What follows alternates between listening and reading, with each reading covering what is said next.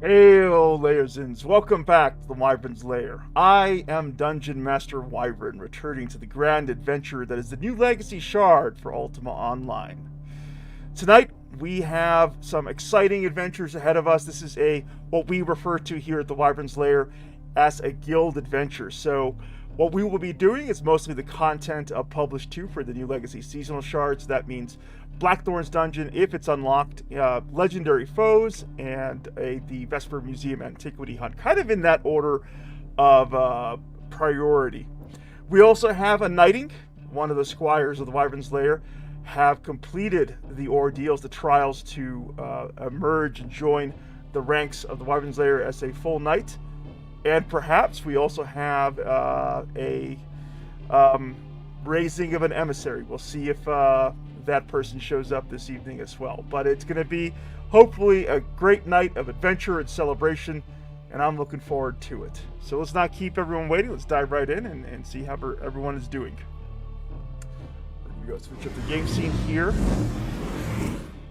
And as we always do, we got to pick out our music for the evening. So let me go ahead and do that as well before we log into game. Get that pulled up for ourselves.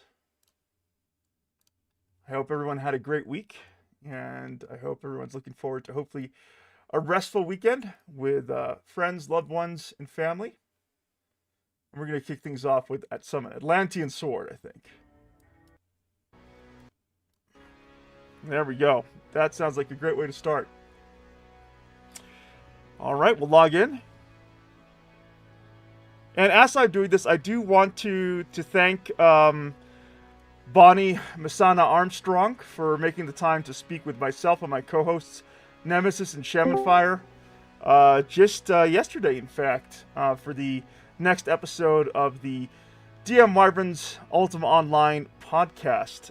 So we had a great conversation about Bonnie and her career as a longtime developer behind Ultima Online. And I can't wait to share the edited episode with the Ultima Online player community soon.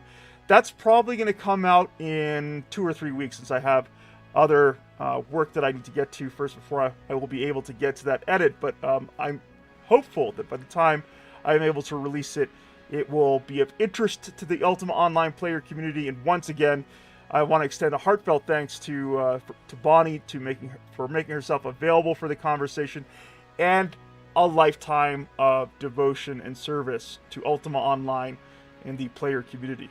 And of course, a special shout out to my co-hosts Nemesis and Gemfire, who did a great job of co-hosting that interview with myself. All right, let's go ahead and log into New Legacy Shard and see what everyone's up to.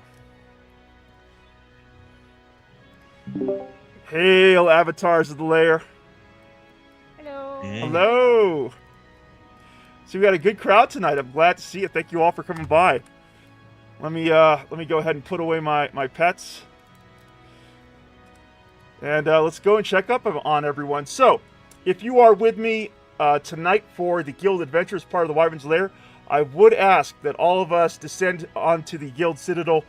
This is, one of the more special nights here at the Lair. We have a knighting.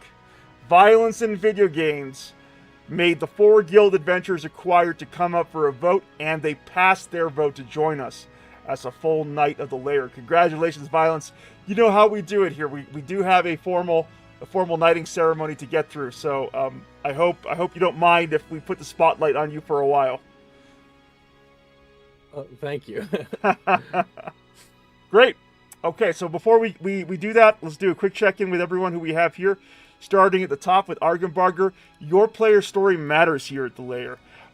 So what we do at the top of every one of these Guild Adventures is we take a moment to give you that spotlight.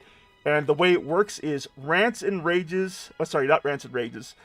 Victories in the real world or the virtual world, and rants and rages. So Argenbarger, over to you, my good friend. Yeah, victories in the real world. Had a lot of successful choir events.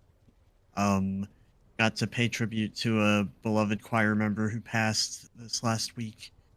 That was really cool. We had a nice white wine toast for her, and a lot of people, we sang, and a lot of people got tears of joy. So that was really inspiring. And yeah, my work is slowly approaching balance. I'm able to hop on. Looking forward to learning how to fight better. I was just talking about getting my hotkeys set up better so I can target enemies without having to click on them and inevitably misclick and target friends for healing and stuff. So yeah, just trying to brush up my skills and probably die out here, but we're gonna have fun. Argenbarger, you're such a dear friend of mine. Obviously, we know we've had the pleasure of working together in the real world and actually, visiting with each other face to face in Columbus, Ohio. I know the kind of man that you are, the heart that you have, and I could feel the sorrow in your voice at the passing of a beloved friend and choir member. What was their good name, Argenbarger? It was Susanna Quince. This Guild Adventure is dedicated to your friend. And so as we go through the Guild Adventure tonight, I hope you don't mind if I occasionally ask you questions about your friend and how you knew them and just celebrate their memory tonight along with the rest of the Knights and Squires of the Lair. Yeah, she was 92. She's a first generation from Germany, basically. Rest in peace. Yeah. Argenbarger, I'm glad to have you here. Over to my good friend Morn, out there in Morn's basement, aka just a few feet away from me. Yep. Morn. You know how it works here, buddy. So, let's see, real world victories. I have friends, family, everybody loves me, and I don't say that in an arrogant way, but that really is the ultimate victory. And so I hold that above any actual... I feel like I'm just going to say that every week. Unless people just decide to hate me. But generally speaking, I'm very blessed to have family, friends, and even a group of people here who I could always game with. So that's a constant real-world victory. And that's pretty much it. Hey, that's a good one. And Morn, for the record, I consider you a good friend, which is why I'm so excited to make the journey to your wedding this September. It's really been a pleasure getting to know you and to enjoy our gaming hobby over the last 4 or 5 years. So you're a real one, and I can't wait to celebrate your special day with your beautiful fiance soon, later this year. Yep, likewise. I'm Cheers, looking man. forward to seeing you. Yep. Next, we have one of our newest squires here at the lair, but I'm always excited to reconnect with a new squire like yourself. Oki, you know how it works here. Victories in the real world, virtual world, rants and rages, my friend.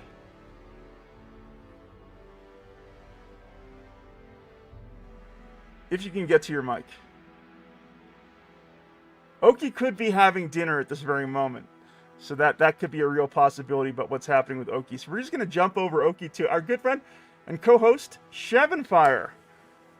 Shavenfire, good to reconnect with you. It feels like yesterday that we were hanging out and talking with Masana and Nemesis. Yeah, yes.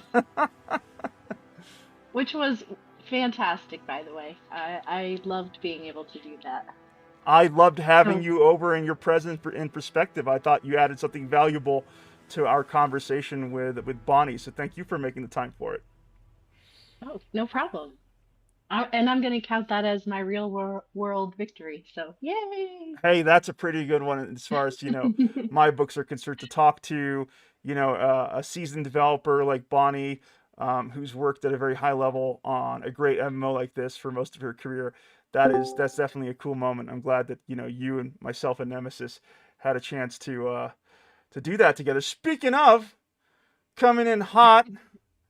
Coming in real hot at the top of the guild adventure, our good friend and neighbor here in New Mexico, Nemesis Incorporated. You know how it works here. Victories in the real world, virtual worlds, rants and rages, my good friend. Hey, it's been a good week, but I have to say, I think you already just covered it. It was pretty awesome to do that interview with Masana the other day with y'all. It was a lot of fun. It was a lot of fun. I also had to laugh at the end of that interview. Going up in flames was a good way to finish that up. I was just thinking about that today, Nemesis. What a great sort of capstone to the interview. You being sacrificed on your very own pentagram in your incredible castle. And just as I was relating here to Shamfire, I thought it was so helpful to have someone like yourself who's been here since the very earliest days of the game. A lot of what Bonnie had to share, you were following along with stuff that Shavenfire and myself would have gone over our heads because we weren't there in 97 and 98 like you and so many others. So to have your perspective as a veteran player and also as a very gracious host was, again, I owe a debt of gratitude to you and Shavenfire for assisting me with that interview because you guys definitely helped make it what it was. So thank you, Nemesis. Oh, of course. No, thanks for having us to do it. It was a blast. It was a lot of fun. And I see that Freya, your new puppy roommate, has really taken a shining to you. You shared a picture on the Great Hall of Freya and her new favorite spot in your home, on your lap. On my lap usually. And now, you know what? It's starting to settle into the crate a little bit more so, which has been good. But yeah, for those who didn't already see all the adorable puppy pictures, yes, we ended up rescuing about a 10, 11-week-old puppy on Monday. So that's been a little bit of an adjustment, but it's been a blast. Happy for you and your family, Nemesis. Thank you for your moment here. Oki, have you found your mic? We can't hear you for some reason. Yeah. Oh, there you are. For some reason, it doesn't like picking up my push to talk if I'm in game. Real world victory, honestly, is just being here tonight. I don't get a lot of time to game, so being able to come out and hang out with people is a real highlight of my week. Hey, anytime one of the new squires turns up for these guild adventures, it's a highlight for me. I want to grow this community. I want to connect with good players like yourself. So I'm always hopeful that when someone joins the guild, that they stick around and give it a chance to write their own player story, leave their mark on the story that we're all developing about the Wyvern's Lair player community here on the Seasonal Shard. So, Oki, thank you for being here. And with that, we'll flip over the mic to Slurms McKenzie. Hey. Hey. Doing pretty good this week. The end of testing for the old school kids is wrapping up, so that means the end of the year is coming in, and summer is upon us within a very few short weeks here in South Florida. So nice. Very, very happy to have that happen. Get out of the stressful time. unfortunately, lots of kids still cheating, catching them. And when you catch them, there's ones that you can't catch, so that's always frustrating. But yeah, we're through it now. Looking forward to finishing up graduation with the kids and going forward. So I don't have much planned for this summer yet, besides sitting around and recuperating. So it's good. Well, beautiful Florida probably has many things for you and your wife to get up to in the way of rest and relaxation. So hopefully you guys think of a few things to do over the course of the summer. And of course, there's always Ultima Online. If ever I have any spare time, I'm like, all right, maybe I can get in a few hours here and there with my favorite MMO. So good to have you here, Slurms. Over to Suzanne. Hey. Yeah, I guess real world victories is I guess I'll reflect what Morn says is that it's good to be with friends here tonight, and also at home with my brother and my two kitty cats, Colette and Chubbs. Aww. And I gotta share. I haven't shared the pictures in a while. Also, I'm getting a lot of error message about request failed to push to cloud or something. Should I log out of the game and log back in or something? Log out, redo your Discord connection, and then log back in. Yes. Okay. Thank you. I'll do that. But yeah, it's really great to be with everybody here tonight. And I'm gonna go ahead and redo and log off and then log back on again. Okay. Sounds good. And speaking of good friends, Tiamat is not a part of our guild here in Ultima on the New Legacy Shard for Ultima Online, but Tiamat is one of the bedrocks of the Wyvern's Lair player community here on Discord. We've known each other for as long as I've known Morn, and Tiamat's always good to have you hanging out with us. I know you're just chilling there in the background out there in the abyss. You're welcome to. Tiamat does what Tiamat will, and we honor Her Majesty for it. And last but far from least, our good friend Violence in Video Games, Vive. You know how it works here. Yeah, absolutely. So in the video game so far, one victory I have is my horse has been alive long enough to bond. I just bonded the horse just outside earlier. Nice. What's the name of your horse? Well, we should give it a name. It's just a horse right now. But also Wolf Gamer earlier this week sent me some invites to Discord. Oh, nice. COG. Yeah. Yes. Yeah. And he also showed me to a video game convention that's going to come up in September, and I, without really thinking about it too much, decided to go ahead and sign up for it. And wonderful. So, yeah, I guess I'll be going. GDEX is a great forum. Hopefully, I don't know if you will be going with your brother, but I think it's a great sort of venue to meet like-minded developers like yourself, and hopefully it motivates you and your brother to sort of get back to whatever you may be developing currently. At the very least, it will help you grow your network and connect you with people who might be able to help you with certain elements of your next game production. So I'm very pleased that this gaming community is helping you that way, Violence. And for those of you who may not know, Violence is in fact a published game developer, like Shevenfire here, in fact, and Argenbarger. So that's it's exciting to have you here, and I'm glad that through this community you're making new linkages. Yeah, I'm excited. And so, speaking of all that, we are also here this evening for our good friend Violence in Video Games. As you all know, if you attend 4 Guild Adventures, you come up for a vote here at the Wyvern's Lair. The knights determine your fate, whether you join our ranks as our next knight, or are sent back out into the wilderness to fend for yourself. And fortunately, Violence has left a really good impression upon the Knights of the Lair. So, if you all don't mind, I'm going to take a moment to conduct a knighting. Hail, Violence in Video Games. You entered the lair as a stranger, and as one of the humble squires of the lair. But your courage, strength, and deeds have set you apart. And I'm just going to find out what in the heck happened to my soundtrack here. Oh, there it is. The Knights of the Lair have spoken. Yay from Emissary John John, writing, his name is Nacho. I love nachos. Enough said. I do too. Yay from Emissary Nemesis, writing, I've enjoyed the humor and good times during our adventures. Let's keep them going. Yay from Night Epic Loot Gaming, writing, violence in video games has been an amazing part of the Epic Loot community for ages and is a great person to have on your side. I agree. He will share you for now. Thank you, Epic Loot Gaming, for being so very generous with violence in video games with us.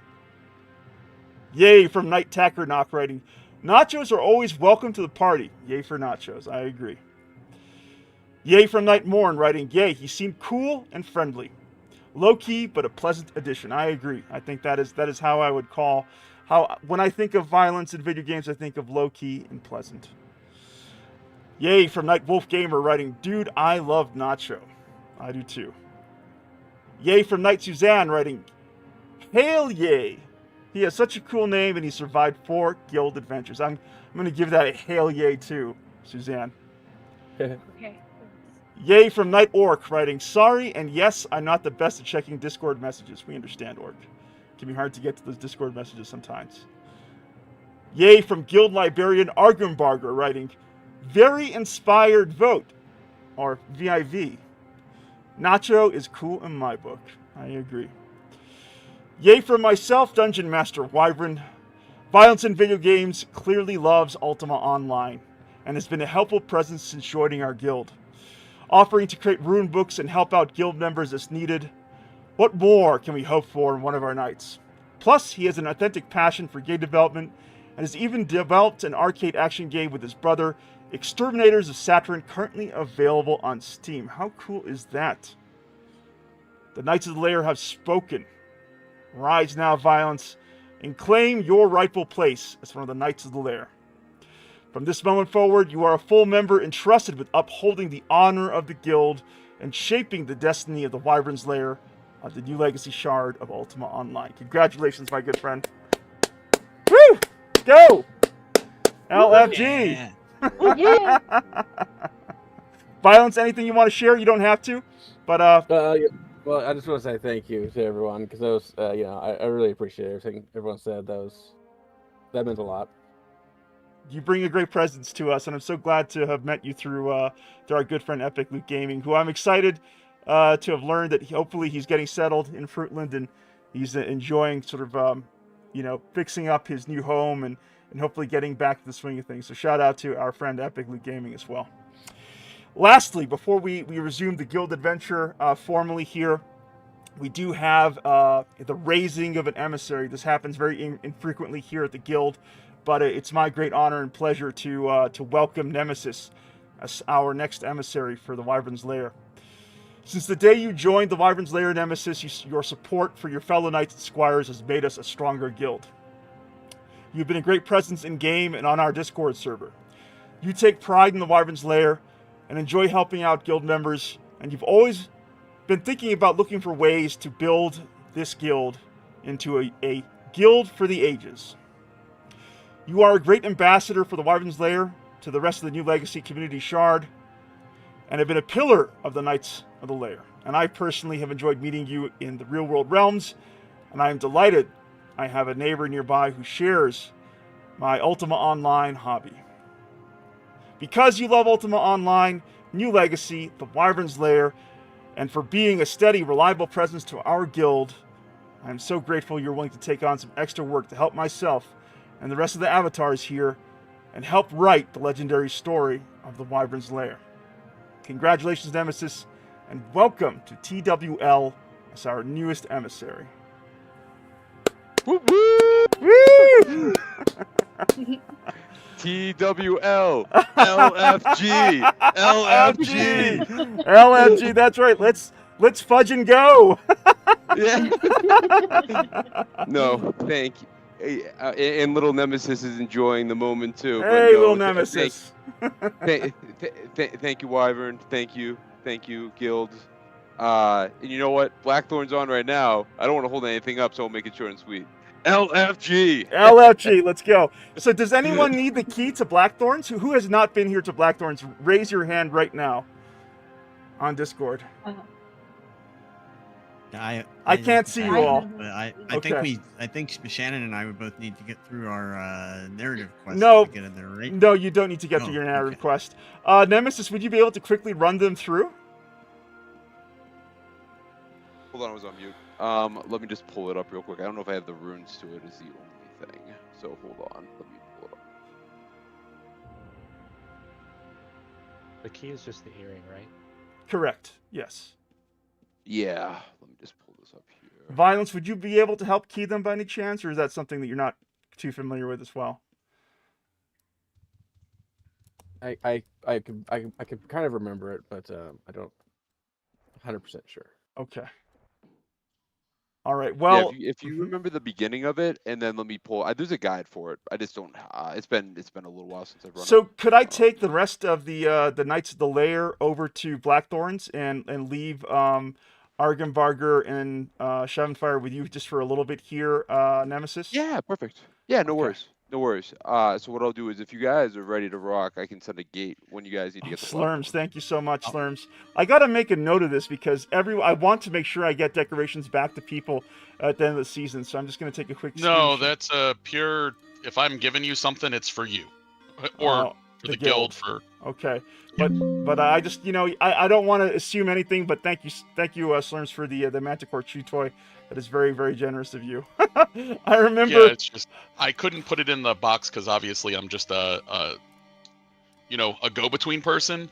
So I just wanted to make sure that I didn't leave it around. Oh, I understand what happened. So I didn't have the security set up properly in my mailbox. Now people should be able to leave stuff there. Thank you for pointing that out. Okay, so for those of us who do have the key to Blackthorns, make your way to Blackthorns right now. I can send. Do you want me to put a gate up at the Citadel? Sure. I'm actually waiting for my warrior to. I'm waiting for my blacksmith to time out so I can log on to my warrior. You have time, Argenbarger. You and Shamanfire have time. But I'll let you know when I'm there. That sounds good. And I'm not allowed to open the door and can't get out of the guild hall. Someone needs to open the door. Well, no. Thank you. Shamanfire. Oh, you're good. All right. No, that's fine. That's a right that only the knights have, Shamanfire. That's something that people have to work towards, the ability to enter the guild citadel freely and at will. Now that Violence has made knight, he doesn't have that issue anymore. He can come and go as he pleases. Congratulations again, Violence. Oh, okay. Yeah, I wasn't sure if I could open it. Okay, there we go. Yes, thank you. I'm gonna wait for everyone at the essence room. So just make your way over here, and we'll pull bars, get organized, and get underway.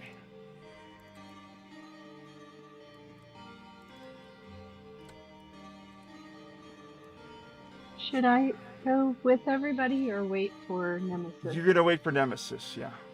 Okay. Yeah, I will try to get this.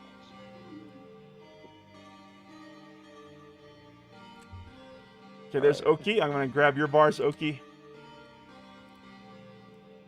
There's my bars, my dragon. I got Nacho. I got Suzanne. I got Oki. All right. Have you been to Blackthorns yet, Oki?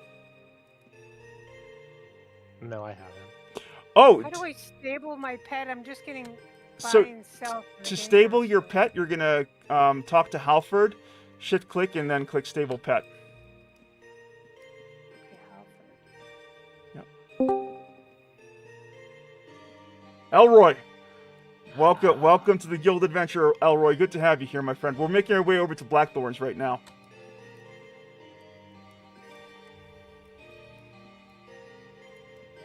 Sounds good.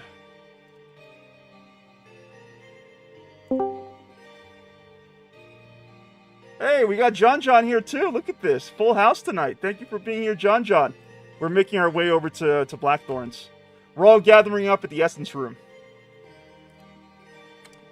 Let's wait up for the rest of the guild to arrive. Nemesis and Shamanfire and Argenbarger will have to follow, but let's wait up for most of everyone else before we all head on out. So we just have our bars, we're organized, and we're doing this content as a group, if that makes sense. Suzanne, make sure you want to walk around and talk to Major Som here. You're also going to want to talk to Major Kearsarge and Captain Holland and grab whatever quests you can off these NPCs, and that applies to everyone else. John says, oh, Nemesis is asking John. Yeah, Gotcha. John. Wait, Yeah, how gotcha. do you find these people? Wait, I found AV the Guildmaster. So you're going to talk to Major Som. He's right next to Scruffy here, Slurms McKenzie.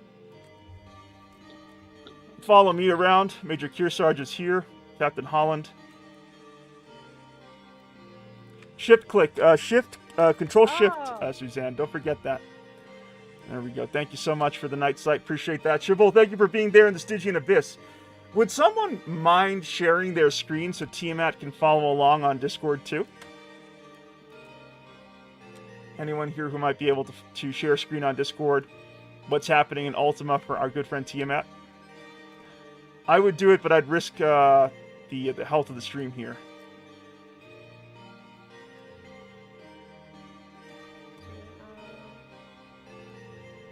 I think I can do it if I know how to do it. Hold on. Hey, thank you, Suzanne. I just click on share your screen. Oh wait, Slurms did it. Slurms got it. Okay, perfect. Thank you, Slurms. Slurms got it. Slurms a gentleman Okay, and a good. scholar. And more tech savvy than I am. Slurms, do you have that Emberwing? Is that your Emberwing? That's a badass Emberwing. Yeah, I have an Emberwing on both characters. I'm trying to get the Osserdals, but Me not too. Me too. I hear that they are, if not comparable to the Emberwing, in some ways slightly better. That's what I've heard in the animal taming section of the unofficial NL Discord. Is that your understanding too? The resists apparently make a huge difference. So yeah, that's what I've understood. Gotcha. I heard that Emberwing has better resist overall, but that the Acidrial has better physical resist. Yes. Gotcha. Gotcha. That's still big though, because a lot of damage that you face in the game is physical, right? So that's definitely very nice. And Slurms, I've really enjoyed going back. I'm still putting the final touches on the podcast here. Are you pulling out, Slurms, for the dungeon here? All right. Okay, guys, follow me. Follow me. We'll follow Slurms in. Slurms, which way are we going? Oh, I see you. Okay. South, yeah. Gotcha. And Nemesis, Argenbarger, and Shamanfire, just so you guys can better coordinate, I'm going to put you guys in the Yawning Portal very briefly, okay? Just let me know in guild chat when you're done. Perfect. Thank you.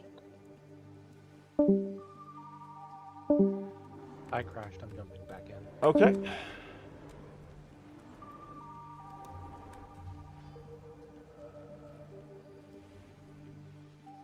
Oh, interesting. Slurms, do you think the rest of the shard is doing something else right now in the dungeon? If Juggernaut's still up?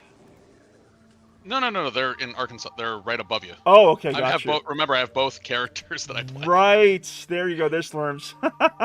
There's the real Slurms. Okay. Could you guys keep me healed along with my pet? I'm diving in.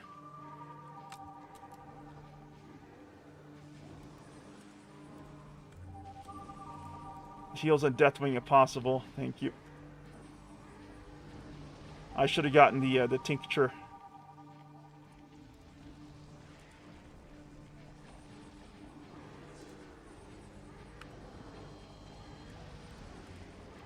Nacho needs healing, and oh, there you go. Oh, I need healing. Williams needs heals. Yeah. Thank you. Oh, Nacho needs heals. William needs heals too, if possible. Oh.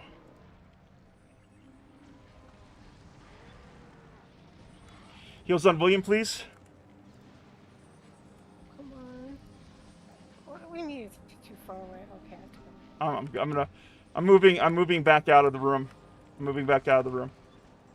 I'll be right back. I'm actually going to go ahead and get that tincture for myself, so I should be good.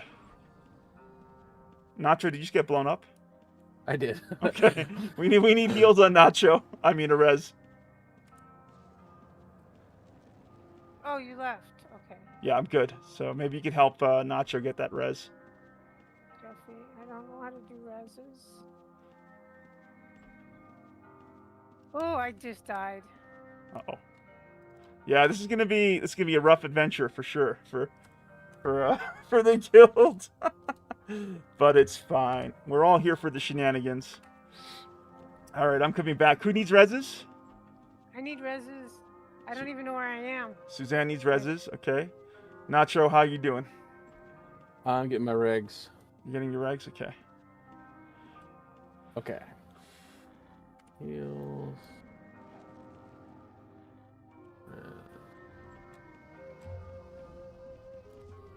Suzanne, where are you, Suzanne? I'm near a corpse of silent death. Okay, I got Nacho's health bars again. Are you in war mode? Yes. You're in war mode. Could you I'm come? underneath all the dragons. Come closer to me. You're in the wrong place. Come. Yes, move down. Move down to where we entered, Suzanne. There you are. Okay, res is on Suzanne, if possible. There you go. Oh, okay. Now I have to go in there and get my... Did we take care of the Juggernaut already? Yay! That Juggernaut did not last long.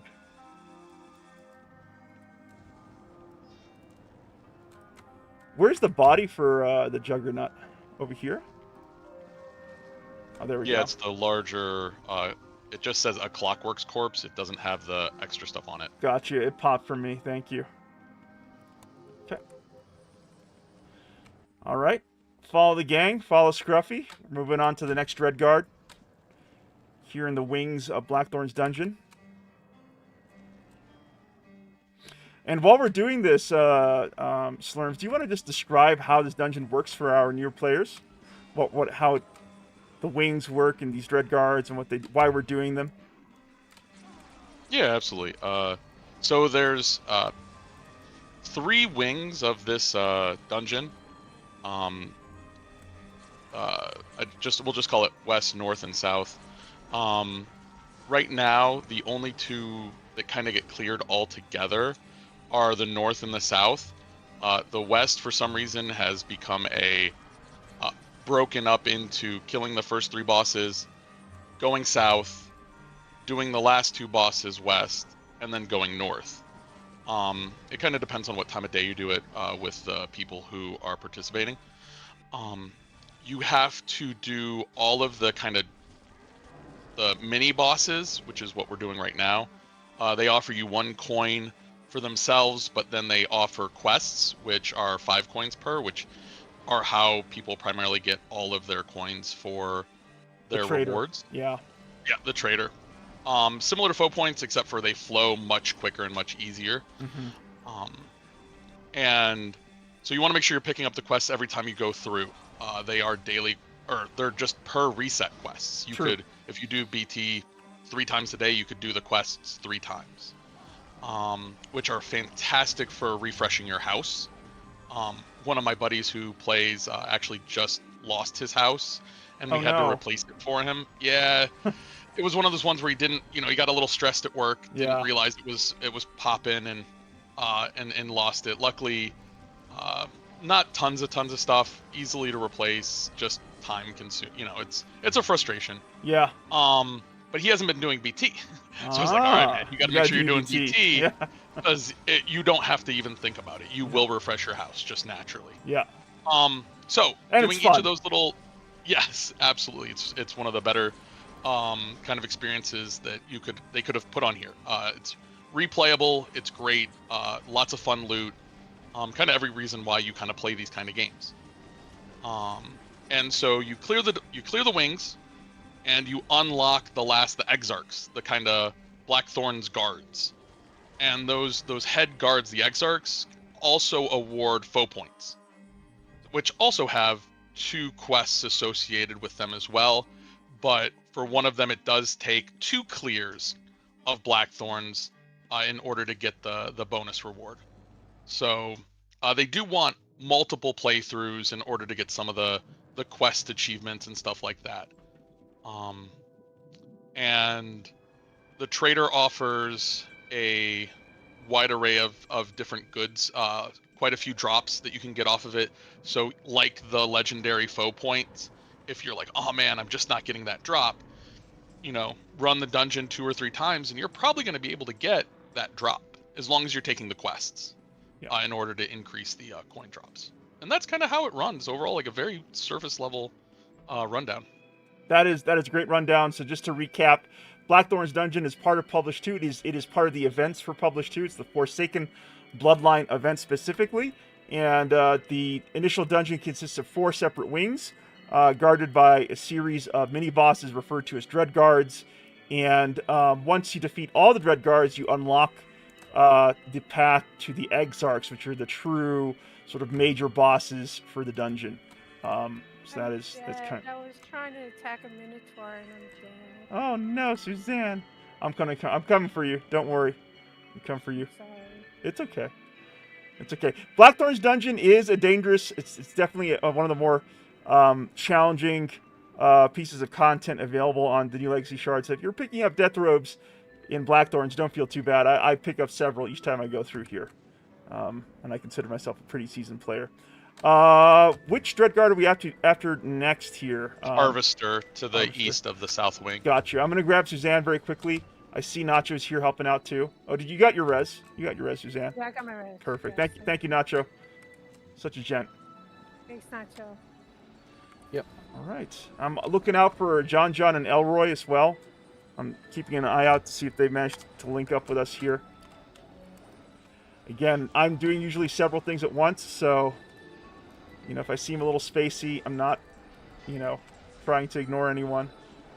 There we go. I got John's under shampoo, so grab his health bars, and I got Elroy too. Elroy, I got you cross healed, brother. Heck yeah, look at that. Look at that cross healing. Oh, you've been poisoned. There we go. Glad you can make it, Elroy. John. This is a first. John, usually because of his work schedule out there in California and family life too, rarely is able to make our guild adventures. But John and Elroy, again, two guild members who have been such a big part of the journey for this player community since almost the very start.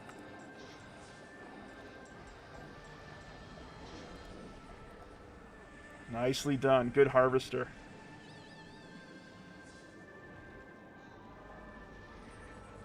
Oh. That's very rude. Somebody heal me. Okay. Heal Suzanne, remember, call out your name. Call out your player name. Yes, And that goes out for everyone here. If you need assistance, call out your in-game player name, not your Discord handle. So, like Oki. Oki's very conveniently Oki. So.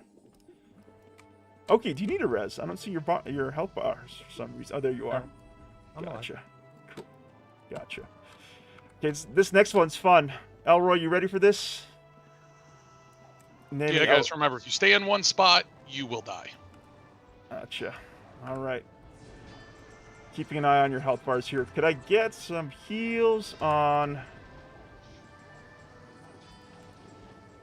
myself, I guess? Heals on William? Okay. Heals on William? Okay. Heals on William, please. Okay. Uh-oh. I'm about to get wrecked. There we go. Okay. Greater heal. Thank you.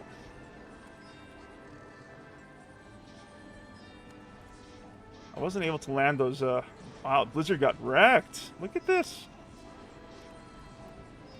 I can't even. I need heals, Suzanne. Suzanne needs healing. Heals on Suzanne. Oh.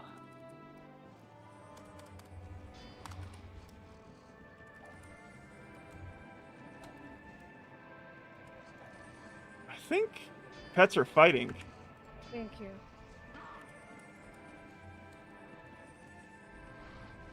There we go. Well done in there. Frozen Corpse. So now that we have a little bit of a break, you know how it works. Elroy and John. Victories in the real world, virtual worlds, rants or rages, my friends. Your player story matters here at the Lair. Anything you may want to share with us, I'll be reading it out from Guild Chat.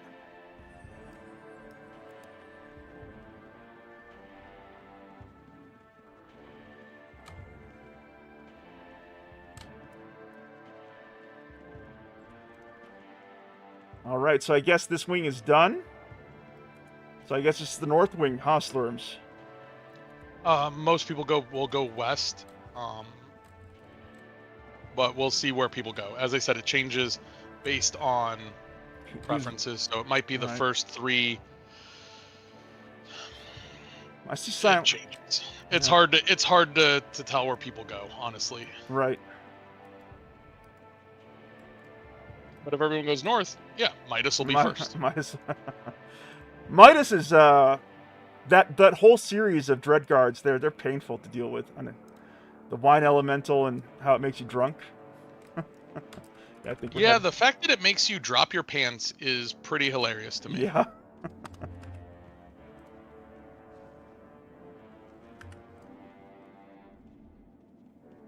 I mean, I know it has you, it's to strip the other armor off too, but specifically the pants is what makes me chuckle. Gotcha.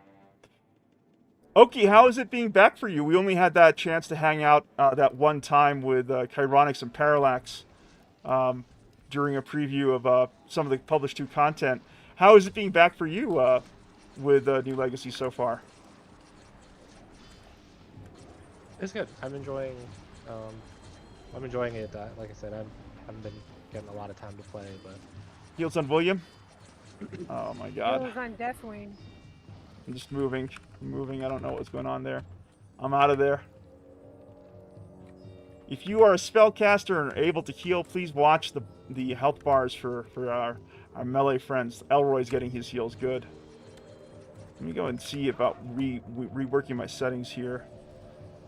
Let's see. Corpses, close health bar, none. Save health, use custom. Okay. There's Elroy. There we go. Then let me grab, let's see, we got Scruffy here, Wash Bucket. Took some damage. We got Suzanne. Okay, I'm heading back in. There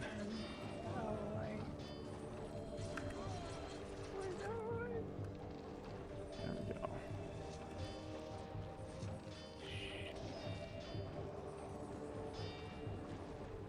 Let's see. Got Nacho. Darlington, shut the fuck up. Okie, that was a very open mic.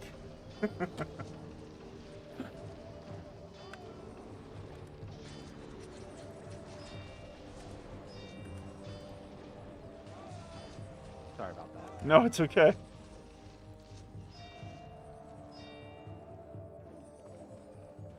All right. Get that. There's Shampoo. Got Shampoo's health bars.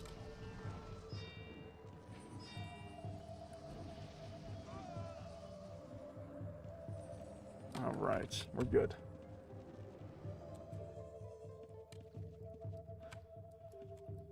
Whew. That was a good Midas. Wasn't too bad. Is it are we looking for a vile corpse, Slurms?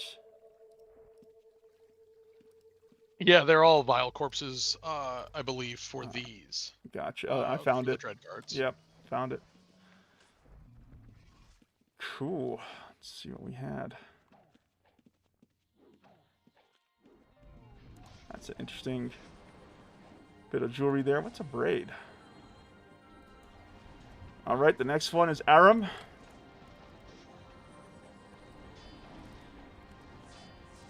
Ooh, okay. Okay, I got you cross-healed, Elroy.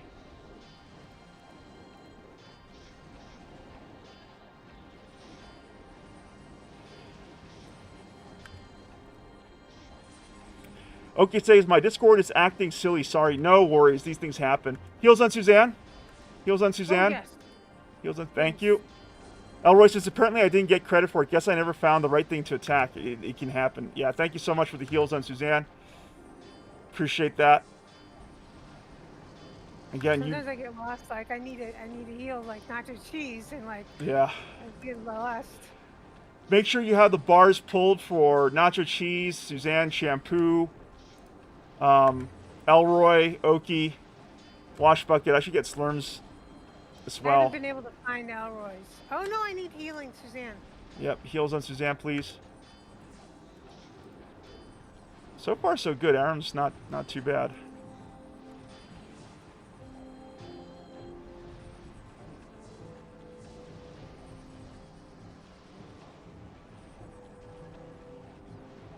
Glad you have Elroy, because I haven't been able to find him.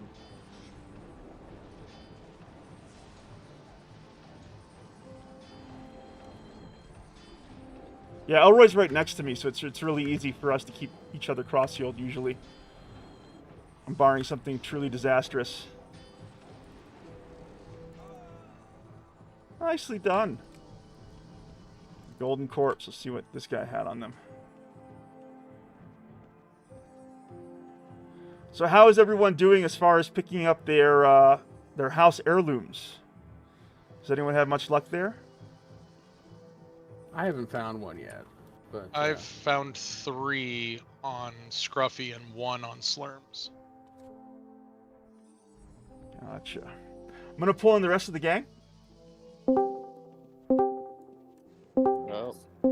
Hey, folks. So yes, we are just in the midst of working on the northern wing of Blackthorn's Nemesis. If you want to get everyone over here, that's where we're at.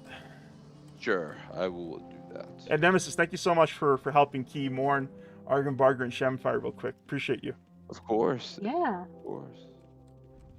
Team effort. Little reminder, no shouting on Discord, please. I know occasionally mistakes do happen, so just make sure you have your Discord voice settings set up properly. If you're doing push-to-talk, mind your push-to-talk.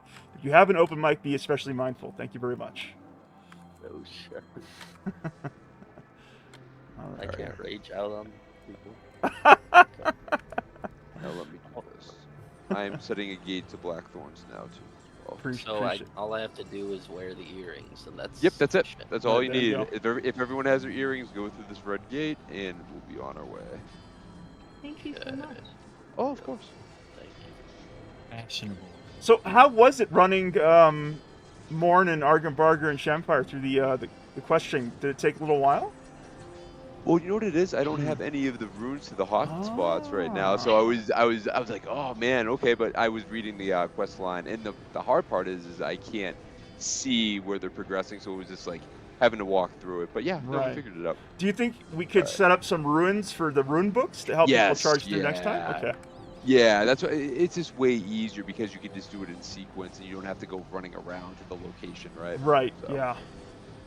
Yeah, but I'm pretty sure we can create a quick rune book, and that will be easy to run through. We got a great crowd tonight. Thank you everyone for coming out. I'm gonna take a screenshot of this. This is a great turnout for the Wyvern's Lair, and I appreciate everyone making some time to get in some adventures together here on the Legacy Shard tonight.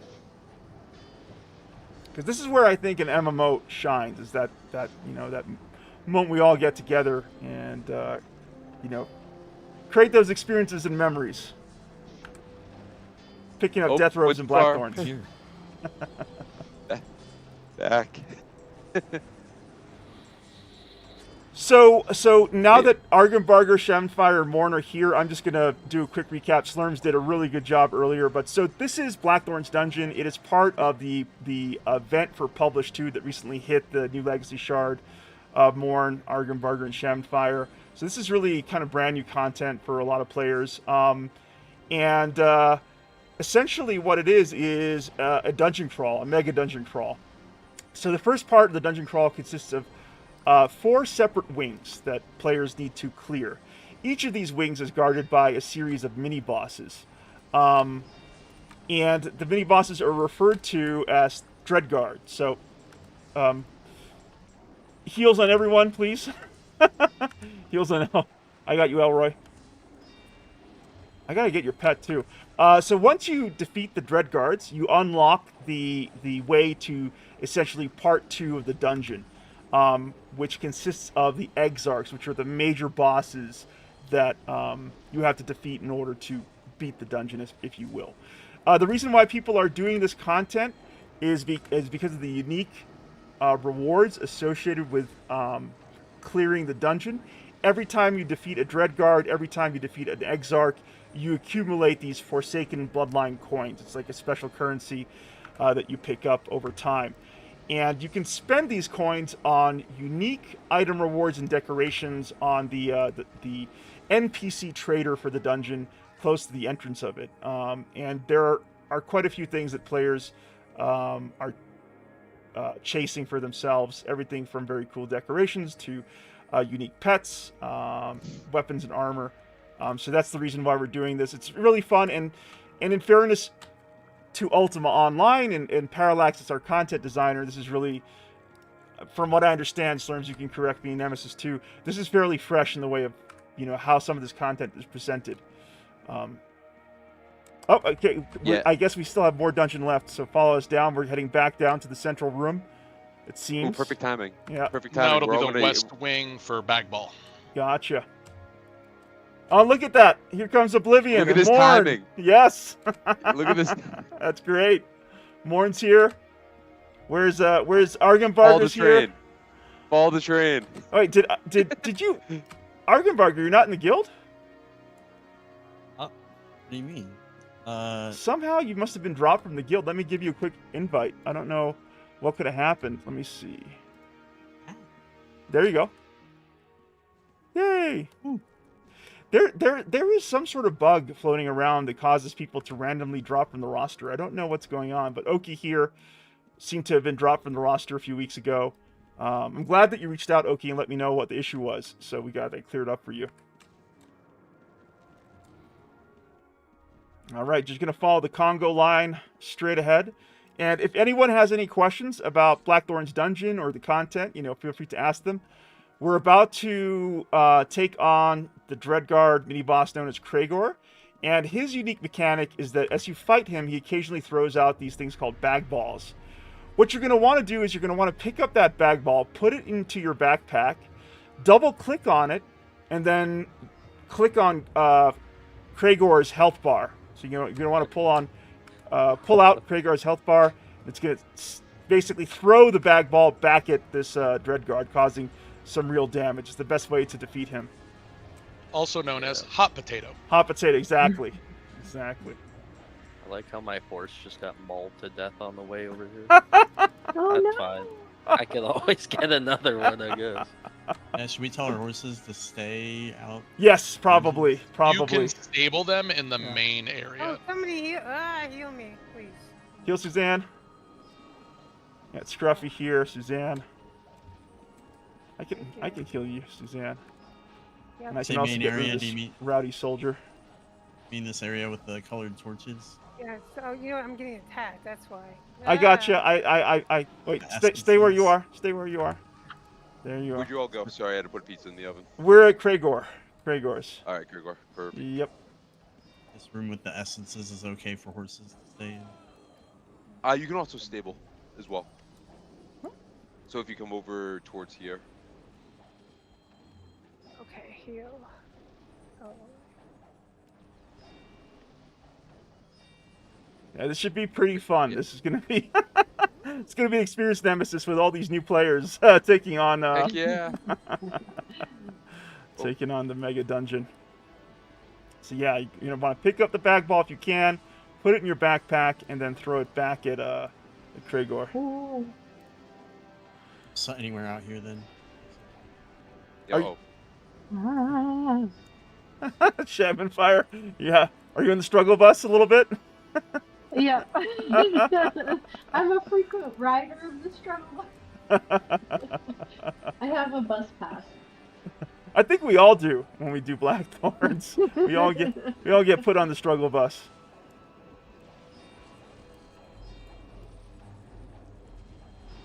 For some reason my F. John Elroy, I didn't get your updates for the week. Oh. You know how I like to do it here at the lair. victories in the real world, virtual worlds. I know you've been playing a little bit of Fire Emblem there, Elroy. Curious what you've been up to, John. Hope the week's gone well for both of you. If you want to put in your update to the guild chat, I'll go ahead and read it out. And if you just want to chill and play, that's totally fine.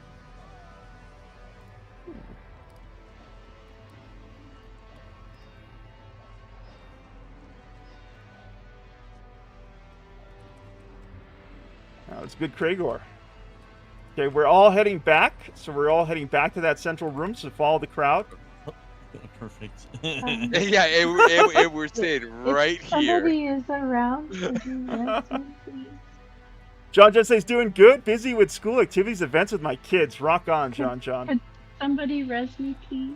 I'm sorry. Oh, yeah, absolutely. Shamfire, where are you? Everybody's walking past me right now. No. Okay, are you in war mode? Oh, no. Okay. Sorry. Get into Now war mode. There we go. I see you. There's Fire Shaman, aka Shamfire. Let's go ahead and res her. Thank you. Nacho, who just made night with us. Look at that, with the res. Nacho's a sweetheart. Thank you He so leaves much. no one Thank behind. you. Nacho, you rock. Okay, make sure you pick up your body too. I'm gonna hang out with you here, just so you don't get like overwhelmed by all this nonsense happening Thank around you. you. Let me know if you need help getting to your body. Here comes Slurms with his 2 Ember Wings. Slurms, how did you get 2 Ember Wings? What's the secret there? Lots of, I mean, you see I'm playing 2 characters, so a lot of grinding. There you go. Oh no. I did get lucky and did get a gold bar, though. I'm happy for you. Pretty early on, so that had me trying to go for a little bit more, you know, being a little bit more engaged. And sometimes with when it's just the regular boss rotation, I was like, this is a little boring with 1 account. Let's try 2. Let's try 2. I'm not up to the level of some people who have like 4 or 5 active. Yeah, that's madness. That I don't know. But 2 I can toggle in between. Did you manage to double click on your body, Shamfire? I did. Did you get your stuff back? Yes, I think so. Double click on the body once more just to check to see you didn't leave anything behind. And do you have that macro to re-equip yourself? I do. Okay. I should. I owe Morn a giant apology. Oh, why? What happened? I may have killed him with my bears on accident. Oh no, I'm dying. Yeah, that's why I died. I was like, man, I'm just getting mauled. Yeah, I saw a name. For some reason, Morn. Oh, that's gotta be like a boss name for some reason. Oh yeah, okay. I have everything. Yeah, so I'm currently dead. Okay, yeah. More needs a I'm looking res. for it. Shamfire, you got your gear? I do. Thank you so much. Let's go. Follow me.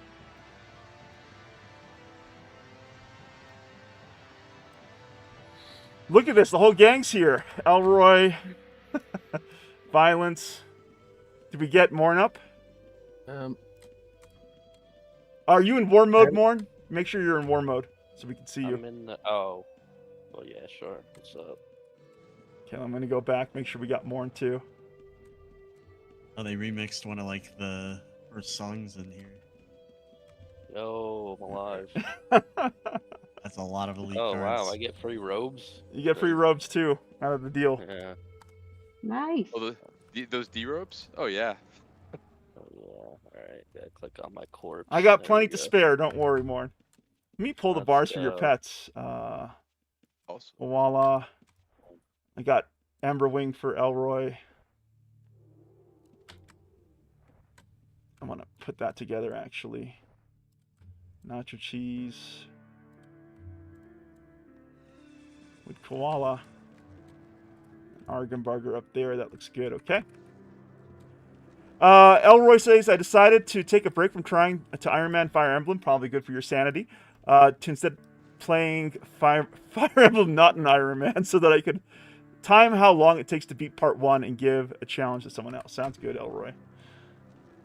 I'd probably lose my mind, you know, having to restart a game over and over again, Iron Man. John says, okay, I got to prep some dinner, stayed as long as I could. John, I appreciate you. Thank you so much for coming by. I was telling everyone else that, you know, you've been a big part of our guild and usually can't make these guild adventures. So I appreciate you coming by for as long as you could. Have a wonderful dinner with your family. Salamat, my friend. Catch you next time. I got insta-wrecked. Insta-wrecked? Oh, no. My favorite type of wrecked. Appreciate that, John. You take care. You guys, okay, see y'all soon. Good luck on the pods. Man, this is so fun. Like running this group with Morn and Argenbarger and Shanfire. Like this is like an extra challenge for our guild. Can we keep the? No. Where are we? What's happening? Should be Rift Breaker, which is the second pod on the right. Is that where you all are? That's where everyone's heading right now. Okay. Are you with Argenbarger? Shanfire's with me. Oh, Okay. there's so many. Run. There's so many people. Run. Keep running. Follow the crowd. And then talk to Commander Hugh and Captain Edwards, in case they have quests to give you. There we go. And if you do bring your pet in, once he starts spitting, do not have your pet follow you. Let your pet just die on the boss. You do not want to spread that fire more than it should be. Yeah, I'm gonna leave my pet outside actually, because it's just crazy. Yeah. All right. I'm just making sure I have my void touched buff there. Oh, what? How do I keep? All right, Slurms, do you want to describe the mechanic here? I mean, Nemesis, do you want to describe the mechanic for Rift Breaker? Yes. What will happen is oh my god! Charging up, look at that like death! you're gonna see. Oh my And god! Yes. Oh my goodness. What the heck? So you're gonna notice a countdown timer. Once that is about to hit the 0, you need to be standing still because it's gonna start spinning around you. If you start moving, you're gonna get blown up real quick. So. This is gonna be painful. I got a counter. If you actually run northwest as it's spawning, you'll only get hit. You'll only get a tick once. Gotcha. Because it goes clockwise. Gotcha. So yeah, this encounter takes a little bit of mobility, and you got to look out for those cues on yourself and other players. Yep. Because it hurts. Oh, it's basically death. I got to count down. Yep, that was me. Got wrecked. Well, poop.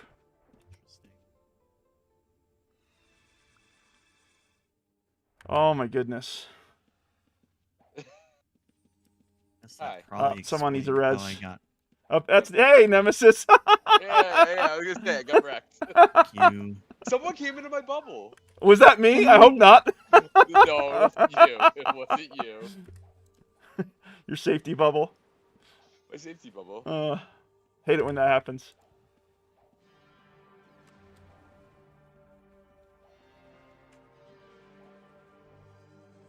Thank you. we got Eat My Jorts very impressed with the chaos that's happening right now. They're in the Stygian Abyss. Oh. Oh my god. Oh nope. What's going on? Oh my here? god. Oh! Fire Shaman, you're doing a great job. We have like ceasefire for a second. Oh my god, run!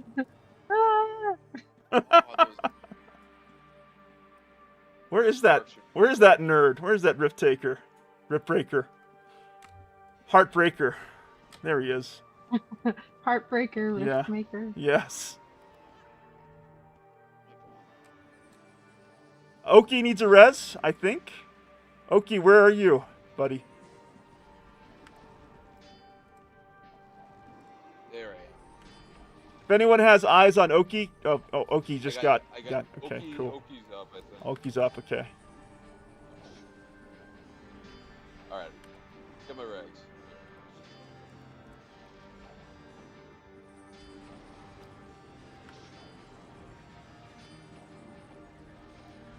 Oh god. Yep, I got a countdown. You got a countdown. Stay away from me! Suzanne, move! Suzanne's dead. I tried to run away from you, and then You ran right to me. I was trying to run away from you. That was the wrong direction, Suzanne. It's the wrong direction, I know. Alright. Sorry. I saw the countdown, I was like, no! Nice. Eat My Jorts says, I have you on while I'm building some Legos and drinking beer. Welcome, Eat My Jorts.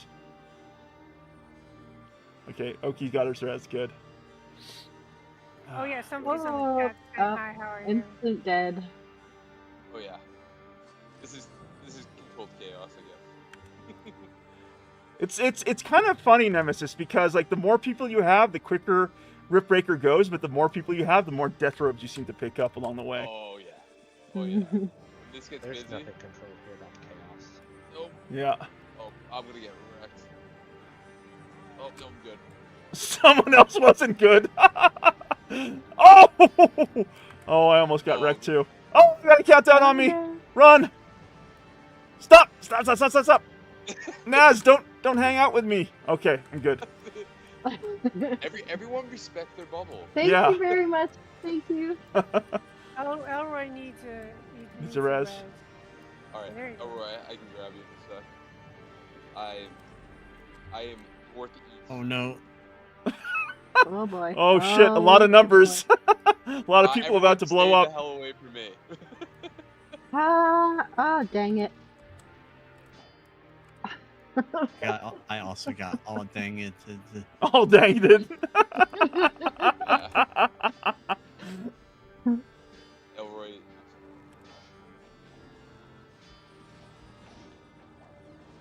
Oh! Oh! Almost. Almost had me. It makes it real hard to res people with all the stuff flying everywhere. Yeah, and usually you don't really have this amount of like mobility with a lot of the encounters, and at least what I've experienced here on New Legacy, so it's kind of nice actually. Okay, here we go. Here comes the pain. What? How did I die? I hear just countless scores of people dying around me. Yeah, there's a lot of death happening right now. Yeah. All this dangerous energy being channeled. Yeah, I guess. Oh! Oh! Get away from me! Get away from me! Oh, that was close. I got you in a second. Once wow, William, I got you. I appreciate that. That was so close. That was so close. Appreciate you, Nemesis. Thank you for that clutch heal. Thank you. I'm gonna invis you real quick. Mm-hmm. You don't have to move when I do that. You're not targeted. Oh no! Oh. You got a countdown on me. Oops. Fuck. Pardon my language. I finally got taken out. I'm heading up top for a res for anyone who can catch me at the entrance to the area. I can head up there for you. Okay. I got Nacho here too to help me out. That's a good idea. Just getting some mana. Gotcha. You got Suzanne also in her death robes. We got fire. Is that you, Shaman? We're all in our death robes. Death party. Woo. Death party. Woo. Oh my goodness. All right, let's get everyone sorted out here. Go back to my corpse. Thank you. Remember to loot all your corpses. You could leave stuff behind. Also, really don't forget to heal yourself before you run out, if you can. Like, don't run out low health, because that's a good way to get wrecked. Like, there we go. Thank you. Thank you, Nemesis. Oh, Nemesis! Oh, no! I saw that happen in real time. Ran there. Oh, no, Nemesis. Not you. Oh, shit, it's the Rift Breaker. Everyone is running. Get the heck away from me! Yeah, dude. What the hell? This is not the spot to be running. Is that you? Yeah, I think that's you. Oh no. Oh shit, we're all counting. Yeah, Oh! No, Oh, oh no. I'm good. Oh, I'm good. don't move. I'm good. I think Yeah. I'm good. It's not going to move a muscle. I'm just gonna stay right here and see what happens. Is that? Oh no. Suzanne, no. Woo! Oh! Oh, he blew up around me. Oh, fiddlesticks. Oh. Fiddlesticks. I thought I was safe, Nemesis. I thought you were good too, and then just. FFS, Riftbreaker. FFS. That's all I'm gonna say. What the heck? You're breaking no more rifts on our watch. Hi, Seanfire. Hi, Nemesis. Hi. You can kind of cheese the next boss, the Maulings. If you tank them by the door or by the portal, you can actually earthquake on the outside, have the damage go inside, and sometimes they'll come out, but you're protected a fairly decent amount versus getting overrun. Although I think they nerfed how much they spawn and didn't say anything because it seems like people have been able to fire field them down a lot easier. That's good because it was really getting out of hand for a while there. Thank you. I have to go back for my corpse. Several corpses. Yes, please make sure to loot all of Yes. them. 2 death rogues. Oh, yes. Damn. Someone in Cat didn't loot all their corpses yesterday and lost all their stuff. Oh, And it no. really- Oh Yeah. no, that's tragic.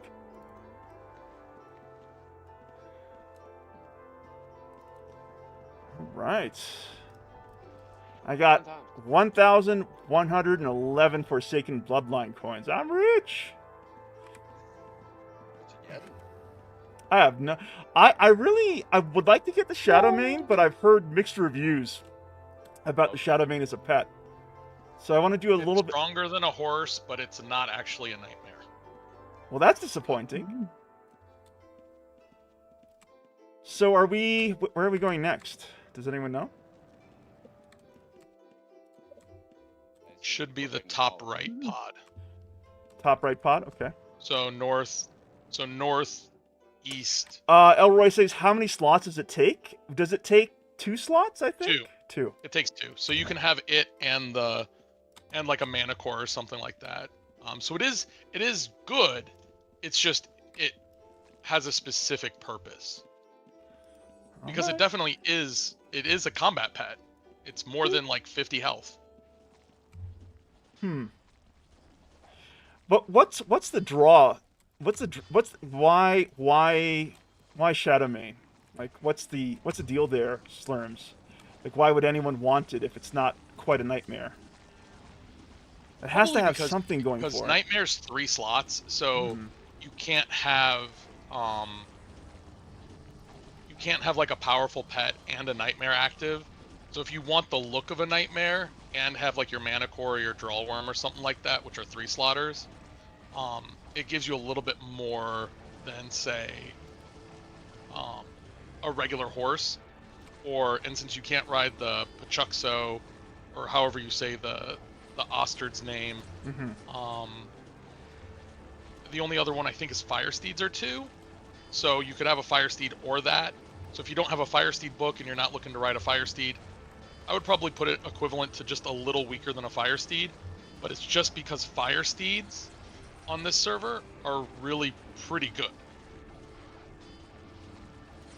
When you have 2 of them in a pack, they have pack instinct, so they're really good.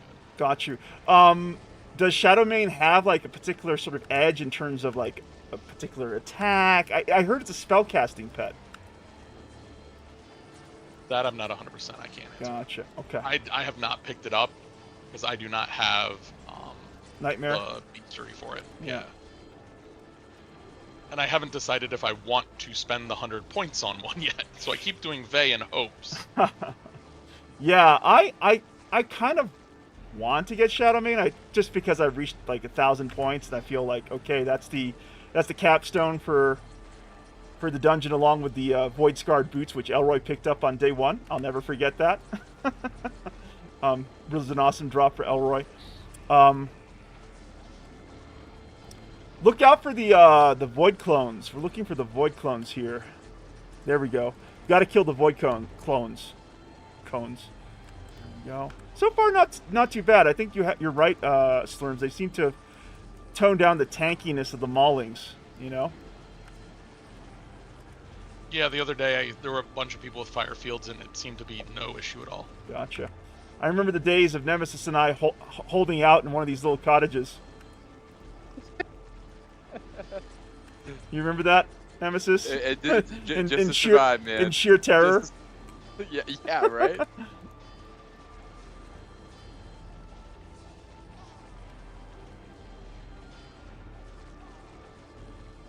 Is everyone else here? Do we got Morn here, Argenbarger? Do you guys make it into the mauling area? Yeah. Yep. Okay. Currently It's a lot more. It's a lot more manageable than the last one. Yes. Yeah. Heals on William, please, and Elroy.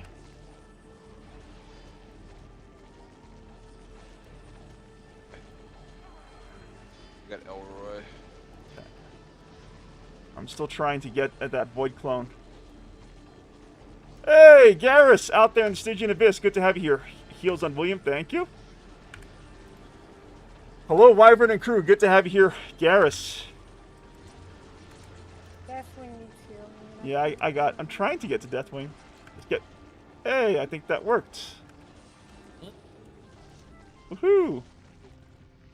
We ones. There we go.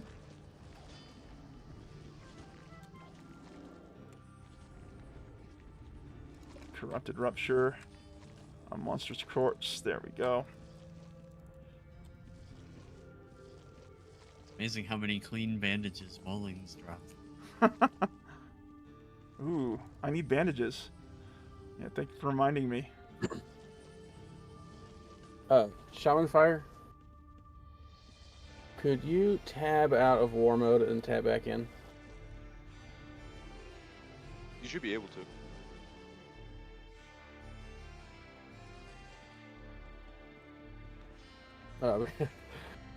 Careful. Yeah, if you go out of war mode real quick, you'll stop attacking me. Sorry. Does anyone? I'm trying to heal you. That's not the opposite of what I was trying to do. Does anyone know where the Riftborn corpse is? I see the two monsters corpse over here. Let me see. I don't know if those are the I'm Void. looking I for think you, those are the Void Nemesis. clones. Yeah. Oh, there you go. I'll take the monster corpses. Sure, why not? So there's two. I see. Yeah, I see two one. right here. I got to the one. There's two. I don't see the second corpse. Where's the second corpse? I see them next to each other for me. At Oh, least. I see. Okay, they're next to each other for you. Let me see. Yeah. I think those are the Void clones, though. I don't see where the Riftborn is. I don't know if it's in the middle of this, man. It's hard. It's really terrible. They need to like do something to help distinguish. He's right in front. It's right of on me. Deathwing. It's right on me. Yeah, William, the William character is almost on it. Nacho Cheese is almost on it. Oh, Yeah, okay. right around here. Yeah. Okay, gotcha. So let's see. I'm just gonna click through this. There we go. Monster's corpse. It's a monster's corpse, right? Yes. Yes. There we go. Ooh, that worked. Thank you.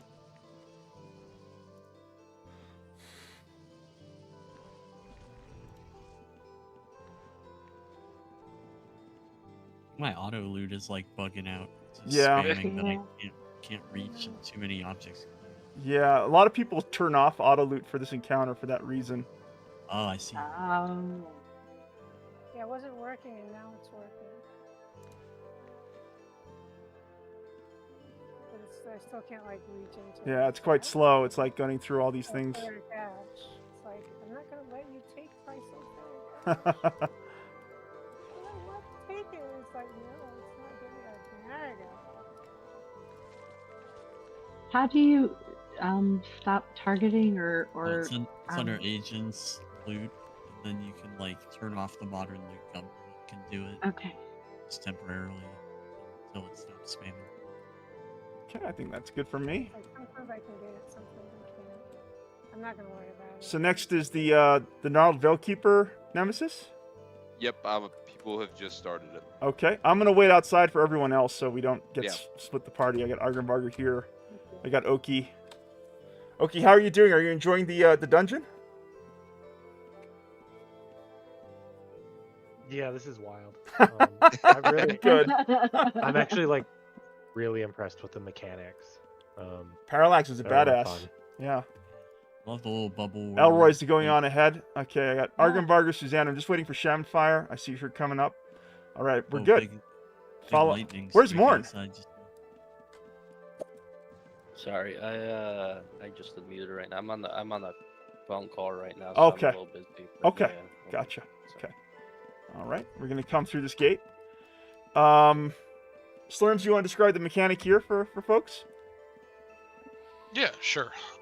So this tree is gonna spawn evil clones, and those evil clones, while they are up and active, will cause the tree to do an AoE explosion attack. no.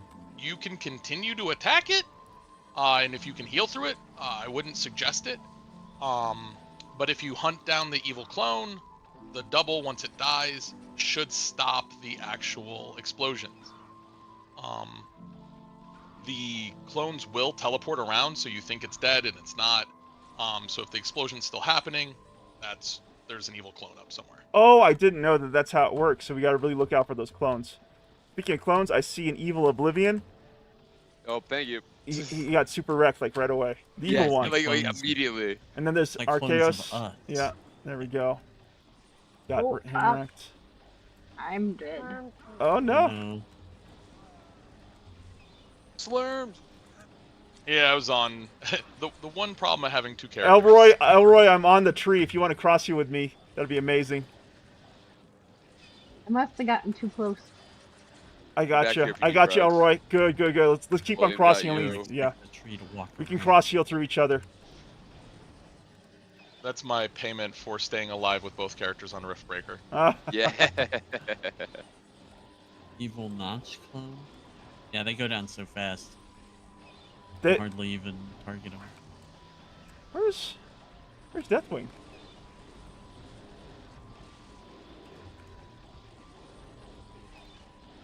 Definitely beats healing. I'm healing Elroy. I don't know where Deathwing is. Not I got you, evil Elroy. Deathwing is dead. Kill Elroy. That's fine. I'll let Thank you. Deathwing stay dead. I'd rather heal Elroy. Oh God, Elroy needs heals. Elroy! Oh, I got him. Oh, I got him. You got him. Woo! Jesus. Close. Close. Very close. Hey, we're all good. We're good. Yeah. We're all good. Here. Pets aren't so great, but we're good. Yeah. William needs healing. Ah, I need heals. Ah. Elroy, help me. I have Elroy. I Elroy. have People no are mana. dying. Elroy. It's all on you, All right, you're Elroy. good. Get out of there. I mean, we're good. We're good. Elroy and I, we got each other's back. Keep the heals coming, Elroy. Hey, good job, team. That was well done. Woo. Ah. Could have been far worse. Gonna go collect my corpse. the corpse walk of shame. We also need to heal Yeah. res Slurms too. I got Slurms, myself. You got yourself? Okay. As long as I'm not on my crafter, which I'll never go to BT with my crafter, Okay. I can rest. Okay. Who else needs a The res? regular, the regular. If you have a crafter and you've not picked up alchemy, and pick up archery, you can turn your crafter into a foe point generator. Definitely worthwhile to do if you're got your 20 points for the week. You're capped out. There's nothing else going on. Mm-hmm. Get yourself a nice Vank bow. Throw some explosion potions. Collect your foe points. Smart. Use the character. Yeah, that's smart. Elroy says, sorry, just noticed evil me and you next to us. We are pretty evil. Our evil twins. Shamanfire, did you get your res? I I see you. I'm res, but I I see. can't find my corpse. Control I think it might shift? be under. Control shift. Do a control shift real quick. And then you can just right-click to get to your corpse. Or here, follow me. I have an idea. Follow me. Come over here, Shamfire, and I'm going to give you my handy-dandy Undertaker staff. Just double-click it, and it will bring your corpse to you. Oh. Just go ahead and take that. Double-click it. This is what I do when I can't find my corpse. Just going to double-click the staff in your backpack, and it should summon your corpse to you.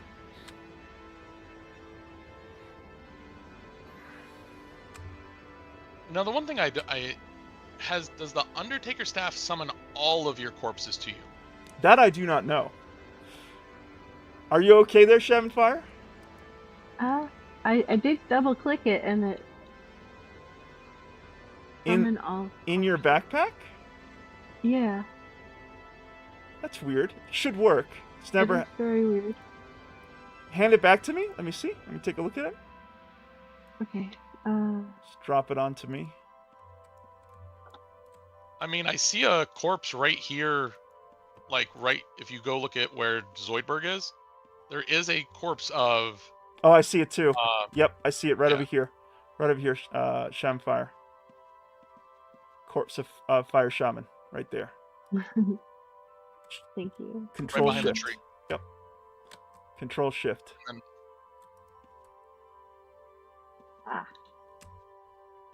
there you go. I was hiding behind a tree. There you go. You got it. Good. Nice. Thank you so much, guys. Yeah, of course. Can you throw that staff back onto me real quick? Yeah.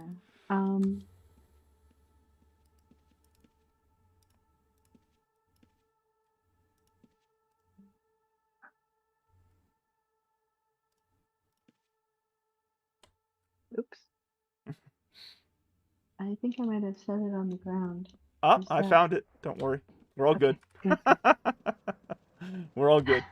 All right, we got one last Exarch before we beat the dungeon. Well done, Team TWL. This hasn't been I thought this would go far worse than it has. I credit all the veterans here for helping out. You know.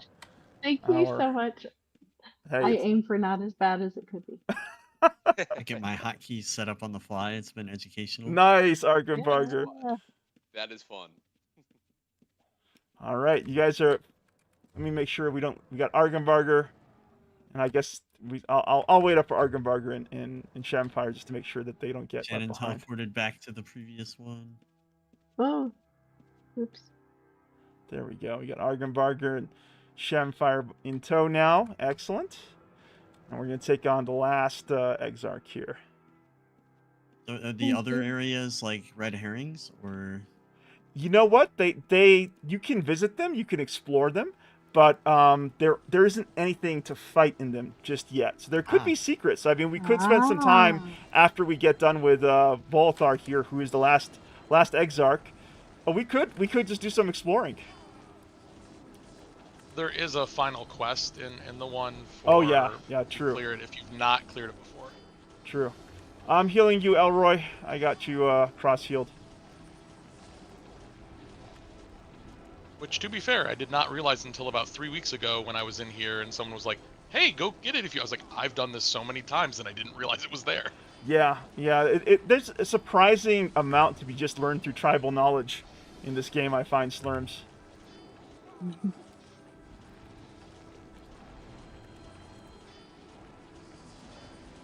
Suzanne, how are you doing? I'm trying. My F keys are not working. All right. So I'll just quickly walk us through Volthar, aka Evil Meatball. So this is phase one. Phase one is pretty kind of straightforward. Basically, it is what you see here. You jump on Volthar, you damage him. He will occasionally do a pushback attack that throws off everyone within melee range, or pets too for that matter. Volthar is close to his second phase. This is where it gets more interesting. When Volthar reaches his second phase, you will know it because there'll be this huge kind of like circle of black ink around him. You're gonna want to run.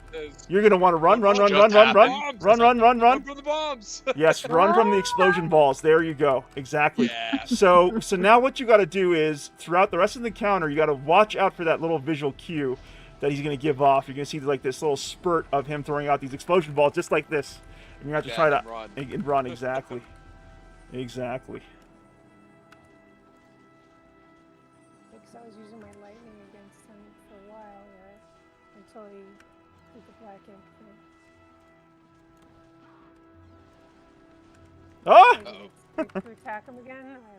Yeah, you can attack him. Just be careful about the... Back and forth. Yep, back and forth. Back and forth. How are you doing, Violence? Are you having fun? Yeah, I'm good. I'm just meditating for rests. Run away, run away. Okay. Easy pickings. Easy pickings. There you go. Oh no, Suzanne needs a res. Wait, nope. You can come towards me, Suzanne.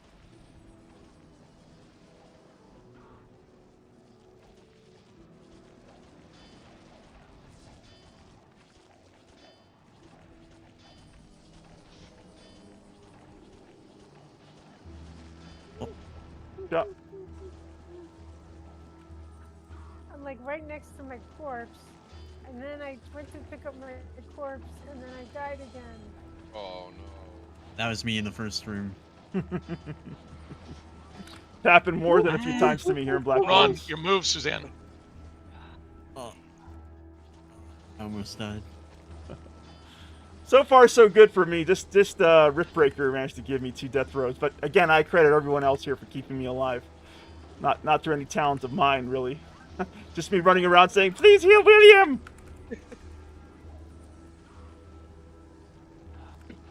But yeah, the more you do the Forsaken Bloodline dungeon and become familiar with the mechanics of these various bosses, the easier the encounters become. Yeah. I bet. Right now, it just seems to be coming at us from everywhere. So. Yeah, right?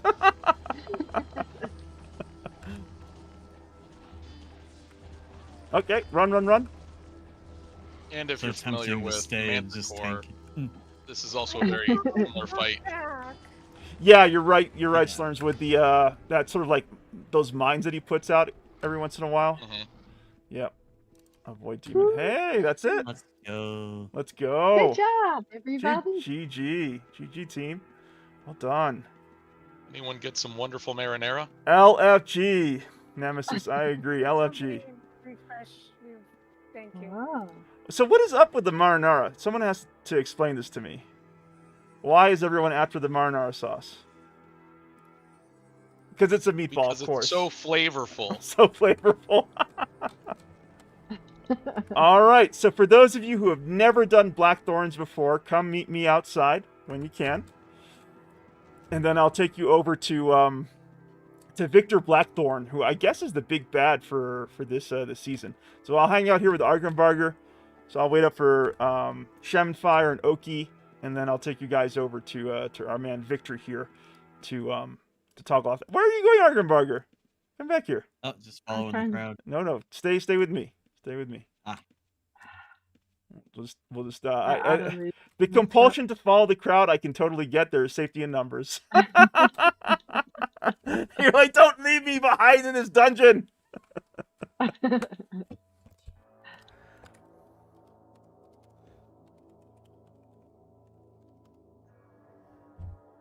LFG Nemesis, my friend. This has been a great night. I've really enjoyed this. This has been fantastic. All right, so I got Argrimbarger here. I'm still waiting on Sheminfire. We got Nacho. Nacho's obviously done this before. Yeah. Which way am I going? Where am I? Yeah, leave the pod. That's what we call these areas, these pods. We got Oki here. Okay, great. And there's Sheminfire coming. Excellent. All right. So again, you guys probably have clicked through this, so you really haven't had time to read the flavor text behind, the story behind the Forsaken Bloodline dungeon. But basically,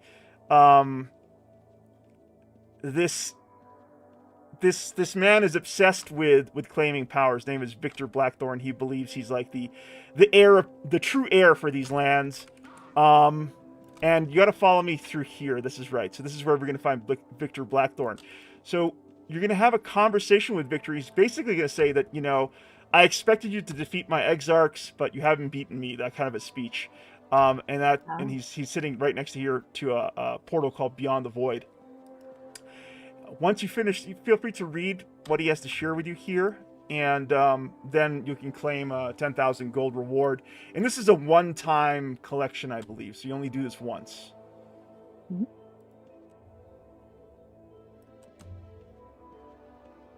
Did you make it here, Shamfire? I only see Argenbarger and Oki here. We are almost there. Okay, you're with Nacho? Good. Yeah. Where are we supposed to be? I'm lost. I love when villains plan ahead to lose. Suzanne, I'll come get you in a moment. Okay. I can know. Where are you? Killed all my Exarchs. That's exactly what I needed you to do. Exactly, yeah. I wanted you to beat all my underlings. There you go. And you know, honestly, I haven't really had a chance to check out these pods, so if you guys want to do some exploring with me, now that we've beaten the dungeon. Yeah. Slurms, what you got going there with Valars? He offered to trade in Os for 30 Trove maps. Ooh. And since I'm an incredible procrastinator, that's a pretty it's a lot good deal. easier than doing Trove maps. Yes.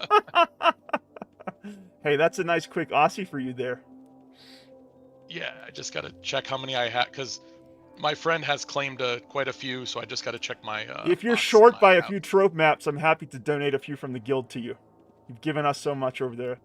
The course of the season. So let me know if you need a few Trove maps from the guild cache, okay? No, I would never do that, but thank you, I appreciate it. Oh, you should. I know I have 30 somewhere. Okay. Thank you, though. I truly appreciate that. Of course. Yeah, and that offer sincere.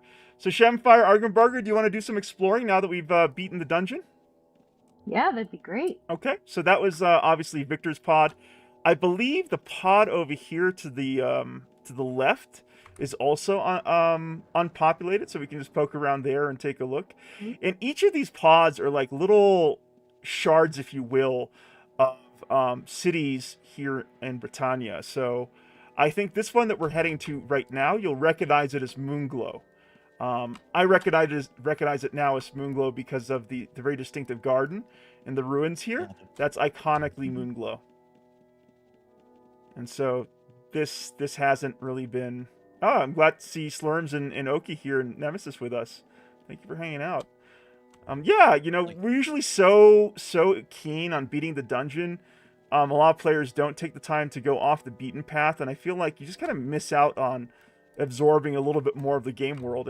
And we've heard from the developers that they've actually seeded little Easter eggs, little secrets here and there that you'd only run across. Yeah. You take the time to explore. Little reality rift kind of ripping through the buildings. Yes. Yes. And so the idea here is that this instance of Britannia has some sort of linkage to the production shards. The production shards have been running events similar to what we have here in Publish 2. And there's actually sort of like a linkage between the story of what's happening here on New Legacy and the production shards, which is quite neat. Does anyone have like a better understanding of the storyline than myself? Because I have a very cursory understanding of it.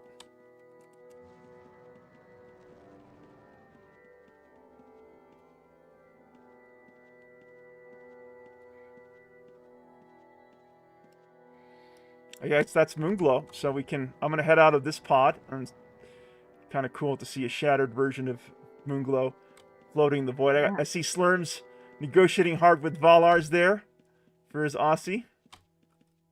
No, I think that the 30 maps is perfectly reasonable in price, considering at the beginning of this, I was selling Trove maps for 500 gold. So, you know, to me, you know, I mean, like, I kind of go like, oh man, if I just kept them, but I hear you. Trove maps now must be incredibly valuable. They're selling for like 50 to 65 per, depending on if you let it sit on a vendor or not, because the antiquities have a huge value too, because they're such a unique color and range. I don't know what they look like on production with regards to rarity of items, but people seem to really like the gold the white and the purple antiquities, at least what they display in their houses. So. Oh, we should get a screenshot, all of us, before we leave the dungeon, to commemorate vanquishing Blackthorns. Anyone have a suggestion about where we should take that screenshot? Nemesis, you got any ideas? One of those. Oh, what was your idea, Shamanfire? In front of one of those gate things. Hey, I think that's a good idea, like this gate thing here. Yeah. That's not bad. All right, everyone, gather around Shamanfire, myself and Argenbarger. We can get a cool picture together of all of us here. Where are you guys? We are at the God, what pod is this? Just across from Moonglow. Oh, okay. All right, we got Elroy coming in. We got I'm Oki. still in Blackthorn. Yeah. We got Suzanne. Where are you, Suzanne, in Blackthorns? I'm in the last fight where we did the last fight. Okay, I'm gonna go get Suzanne real quick. Everyone else stay here. Okay. I'm coming to get you, Suzanne. I'm coming to get you. Don't lose hope. Thank you for being so patient. Oh, no problem. We got Nacho. Excellent. We're all heading down there. I'm like right where we last fought, so where I died like 4 times. It took me like all this time to get all my stuff together. Hey, good. I'm glad you were able to gather up your belongings here. So let's take a screenshot and then let's head back to the guild tower for a real brief decamp from this guild adventure. I have a couple of side quests to go over with everyone here. Hey, Suzanne, follow me. And then I plan to continue streaming because it's a Friday night and I love this game. I authentically do. And so I'm planning to keep on going. So I'm sure people will be filtering in and out over the course of the evening, but I plan to go for a few more hours myself. So the guild adventure will officially conclude at 8 p.m. Mountain Time for Nemesis and myself, 10 p.m. Eastern Standard for everyone else on Eastern. But I'll keep streaming for a while. All right. Giggity. Did I get any cool stuff? What did I get? I got the Exarch's Bone Plate of Invulnerability. I got the Rift-Woven Mail Helm of Invulnerability, so it actually wasn't that bad of a run for me. Yeah, those are the uniques that I got. I got a couple of antiquities. Anyone else get anything worth mentioning? I got Rift Forged Greaves of Invulnerability. Very. Plate pants. Plate pants are cool. Okay, let me go ahead and just work on my health bars here. Let's see. Drag select. Health bars. Let's see. Circle of transparency. Where's the health bar setting again? Oh, I can't find it. I'm trying to turn off the numbers above my head. Let me just do a quick double check. Yeah, it's none. Shift, let's see. Drag select, miscellaneous. Skills. Oh, there we go. I found it. Okay, less than 100. Percentage. Okay. That should work. Okay, that worked. Okay. All right. All right, Team TWL. If you could take a screenshot on your end too, that would be amazing. 3, 2, 1. Jeez. Quickly grab that screenshot here. And I'm going to take one more. Hold on 1 second. It's been an epic guild adventure. Thank you each and every one of the avatars of Team TWL for coming out this evening. Oh gosh, I messed that up entirely. Give me one more shot at this. All right, this should work. You got it. There we go. I got everyone's names. Perfect. I'll throw that into the Great Hall. Huzzah, the Wyvern's Lair. Huzzah. Okay, let's make our way. Actually, before we fully make our way out of Blackthorns, I do want to show our new players here the artifact trader, the currency trader for Blackthorn. So follow me. We'll make our way out of the dungeon now.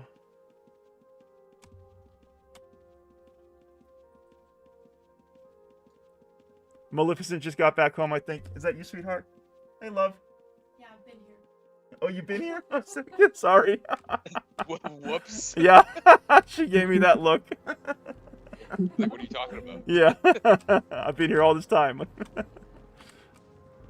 Tell her we said hello from over here. Okay, Nemesis says hi, sweetheart. Hello. She says hello back.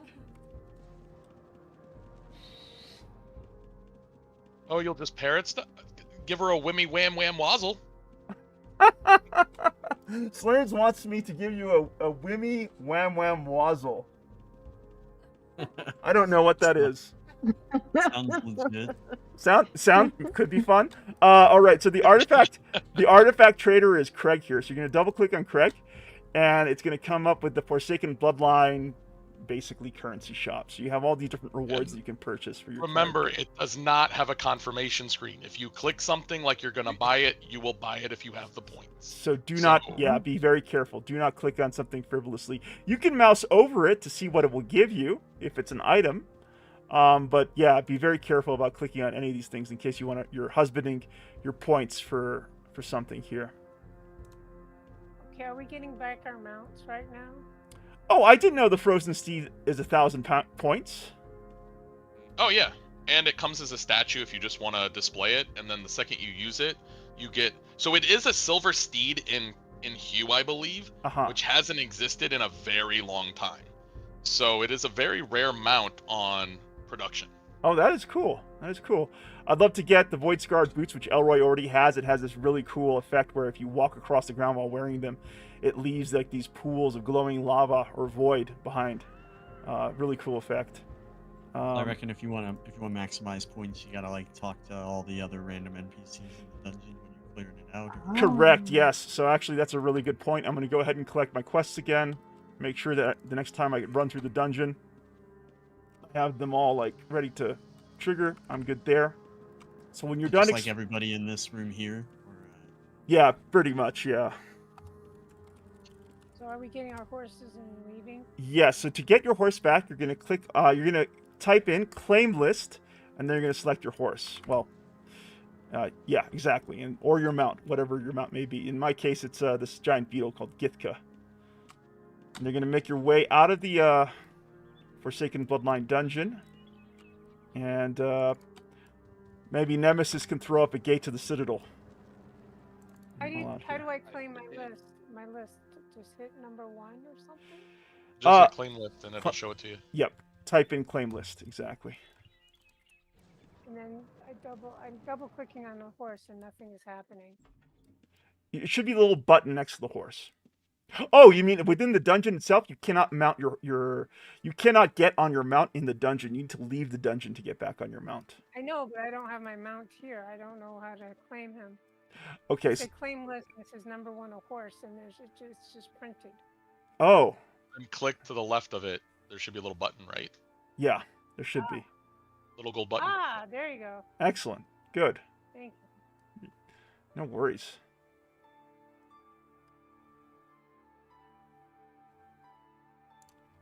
All right, let's make our way back to the guild tower. This won't be long. I'm respectful of everyone's time. I understand that people probably need to get on to the rest of their weekend here. Ooh, that's a nice upgrade for me, the Rift Woven Mail Helm of Invulnerability. I'm going to put that on right now.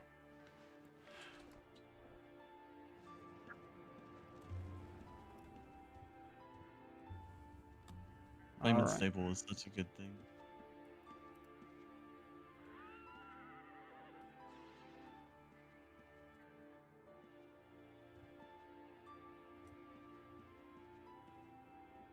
Come on through.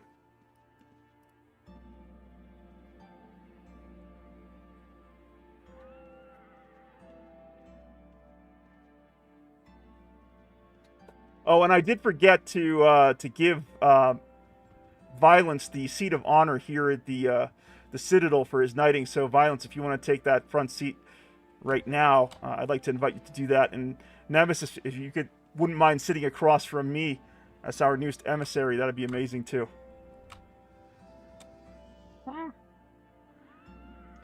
Okay, coming that way. None of this thunder and lightning has knocked my power out. It knocked your power out, Argenbarger? No, I'm glad it didn't. I'm glad it hasn't. I've heard that there are some terrible storms across the U.S. right now. Yeah. Violence was crossing his fingers that he'd have power as well. I'm doing well so far. I know. Hold on one second, Argenbarger. You're a full knight, so let me just go ahead and very quickly give you a promotion here. Cool. There you go. You should be able to get in. Yay, you got the power of the door. Yeah. So cool in here. Wow. All right, everyone. I think we got most people here. I think this is everyone. So basically there's just two quick things to discuss with the avatars of the lair. You may have seen information about this on Discord over the last couple of days, but there's currently 2 active side quests that we have running for the guild at the moment. So the first side quest is this effort to put together a public ruin library for ourselves here at the lair and also the rest of the shard. We just put together a DM group for that side quest today. Shavenfire is part of it, Argenbarger, Nemesis, Wolf Gamer. We have Artemis Fan there, and I think that's the extent of that side quest group for now. Argenbarger and Shavenfire are not too familiar with what a ruin library is, so would any of the veterans here like to explain what a public ruin library is and how it's used by the shard community? I'm happy to take that. Yeah, Go for it. So Yeah. It basically on production side or New Legacy, you basically have a home and it has rune books. So basically a book that you can select, and there's runes inside the different locations throughout the game, right? So in production, a lot of times they have it in, the major cities, dungeons, different like points of interest. What I know about New Legacy is there's different ways that you can mark runes. There's obelisks, there's other key locations, and I think that's kind of the big piece, is trying to get all of these different locations in one centralized place. And what makes it really nice for new players, veterans, whoever it may be that's playing, you can just come to this one location. It's usually nicely organized, and you can just kind of select and go where you need to go once all the runes are in place. That's a great way of describing it. So these ruins are made by mages. You have a spell called, I believe it's Mark, right?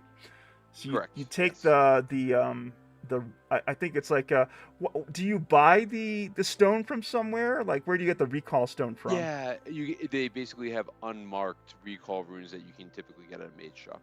Okay, there you go. So you can get an unmarked recall rune from these mage shops, and then if you're playing a mage character, you can cast a spell mark and do exactly that, usually mark the location. Now, I understand here on New Legacy, you cannot mark anything outside of cities. Is that correct? You have to like tie the mark to an obelisk, to a recall obelisk. Yeah. Or and a house. Oh, sorry. Go ahead. Or a house. You can mark to a house. Yeah. Got you. So that is one significant difference between New Legacy and the production shards. You can mark any location within an NPC city. You can mark other player homes, and you can also mark obelisks that are scattered across Britannia. So you can't mark a ruin somewhere in the wilderness. So that's currently what we have, and I would love for people here who are experienced with putting together rune books and enjoy working on rune libraries to help out with that side quest. Violence, I don't want to put you on the spot here, but you were very helpful to put together some rune books for us when you in the early days of you joining the guild. Can I add you to that side quest group in case you might be able to help out a little bit as well? Definitely, yeah. Awesome. Anyone else here that might have interest in helping put together and maintain this upcoming ruin library for the guild and the shard? Okay, we're going to move on to the next side quest here, which in many ways is, for me personally, a little bit even more exciting than the ruin library, even though that is also pretty hype. Thanks to the hard work of everyone who has touched the Wyvern's Lair Guild since day one of the first season of the Shard, the new Legacy Shard. We are sitting now here in the Citadel, the Guild Citadel. It took a lot of work from members who are here with us and members who have passed through the banners of this guild. And now the task in front of us is to make it a home. So there's been some very early attempts at this. As you can see, we have a ceremonial room here on the first floor. None of this is final. And I want to make sure that anyone who is interested in participating can have a hand in decorating our guild citadel. So this is something I'm hoping will be exciting for many of us. I'd like to, especially thank Elroy for a lot of good work that he helped with the small stone tower. But I think Elroy also would agree with this, that he wants this to be a guild-wide effort, not on any individual guild member's shoulders. So that will be a side quest DM group that I'll be setting up tomorrow. Just very quickly, who here would like to help out in terms of decorating the guild citadel? I would. You guys can hear me. There we go. I got a reconnection there on OBS. All right, Argenbarger, Nemesis, Shamanfire. Elroy, you did a great job with the Small Stone Tower. Would you be up for volunteering and helping out with the folks with decorating as well? And Slurms, you're very quiet there. What I don't mean to pull you up, but between the rune book library, and the decorating of the guild tower, do you have a preference between the two if you had to work on one of those side quests? Probably the rune library, because that's the most useful to the server as a whole. And if I'm going to be the liaison like I've tried to act as, I think I should focus on stuff that's going to do that. Like, well, I appreciate you guys and all that. If I had to be forced onto one, well, not forced, but to work on one, I would definitely prefer to do the server-wide one. Even though, yes, your stream and the beautifulness of the tower does illustrate the majestic wonders of New Legacy, everyone can partake in the rune library. And Gotcha. Your citadel is very sacred, so I will put my efforts there if you would like. That'd be amazing. Thank you, Slurms. We appreciate your veterancy with that effort. Elroy, if it's at a normal guild event time, I can swing by to help out. So this is really important. Both of these side quests will be happening outside of the context of these streams. They'll basically be, ongoing from week to week, month to month. So they won't really be tied to this channel necessarily. So yeah, it's just gonna kind of happen in the background, the rune book library and also the decoration of the citadel. But yeah, thank you, Slurms, for offering to help out. So yeah, I will go ahead and set up the DM group for the decorating of the guild citadel, and I'll add you, Slurms, to the side quest for the rune book library. Quick thoughts from our more veteran players here about what we could see, what we could make available to the Shard in our upcoming rune book library. I'm not sure, but I do have a question. Shoot, Suzanne. Okay, I accidentally picked up Adventurer's Guidebook owned by Cindy Anna Holmes. And I feel so bad that I have her book. No, I have it too. She's writing it multiple times. The funny thing is, I also have an Adventurer's Guidebook by Cindy Anna Holmes. So I think that's the author of the book, Suzanne. So I don't think you stole anyone's book. Yeah. Oh, okay. Yeah. But And as someone who's done the quest many times, I have thrown many books on the ground too. So it might be someone's third or fourth character. So don't feel too bad even if you picked it up. I also think it's the actual author of the Adventure Guidebook as well. That's sort of like the in-game author, if you will. Same with the Manicore book. It's listed the same way. It has an author for it. Yeah, there you go. Oh, okay. Thank you. I don't know. So Nemesis, early thoughts on the rune book library. I think is getting any sort of special point of interest, like I was saying before. I think having the basics with towns or any sort of legendary bosses, any sort of runs you're gonna have. I think we already have the basis of that already, correct? like I see boss fights as I see that we already have obelisks. So I think what other special points of interest that we can get that's going to be useful. Slurms? Probably. So what I actually have set up like the 3 different areas kind of. So I have a house. He's a member of Cat, but he has a house in the very northeast area of Dagger Island.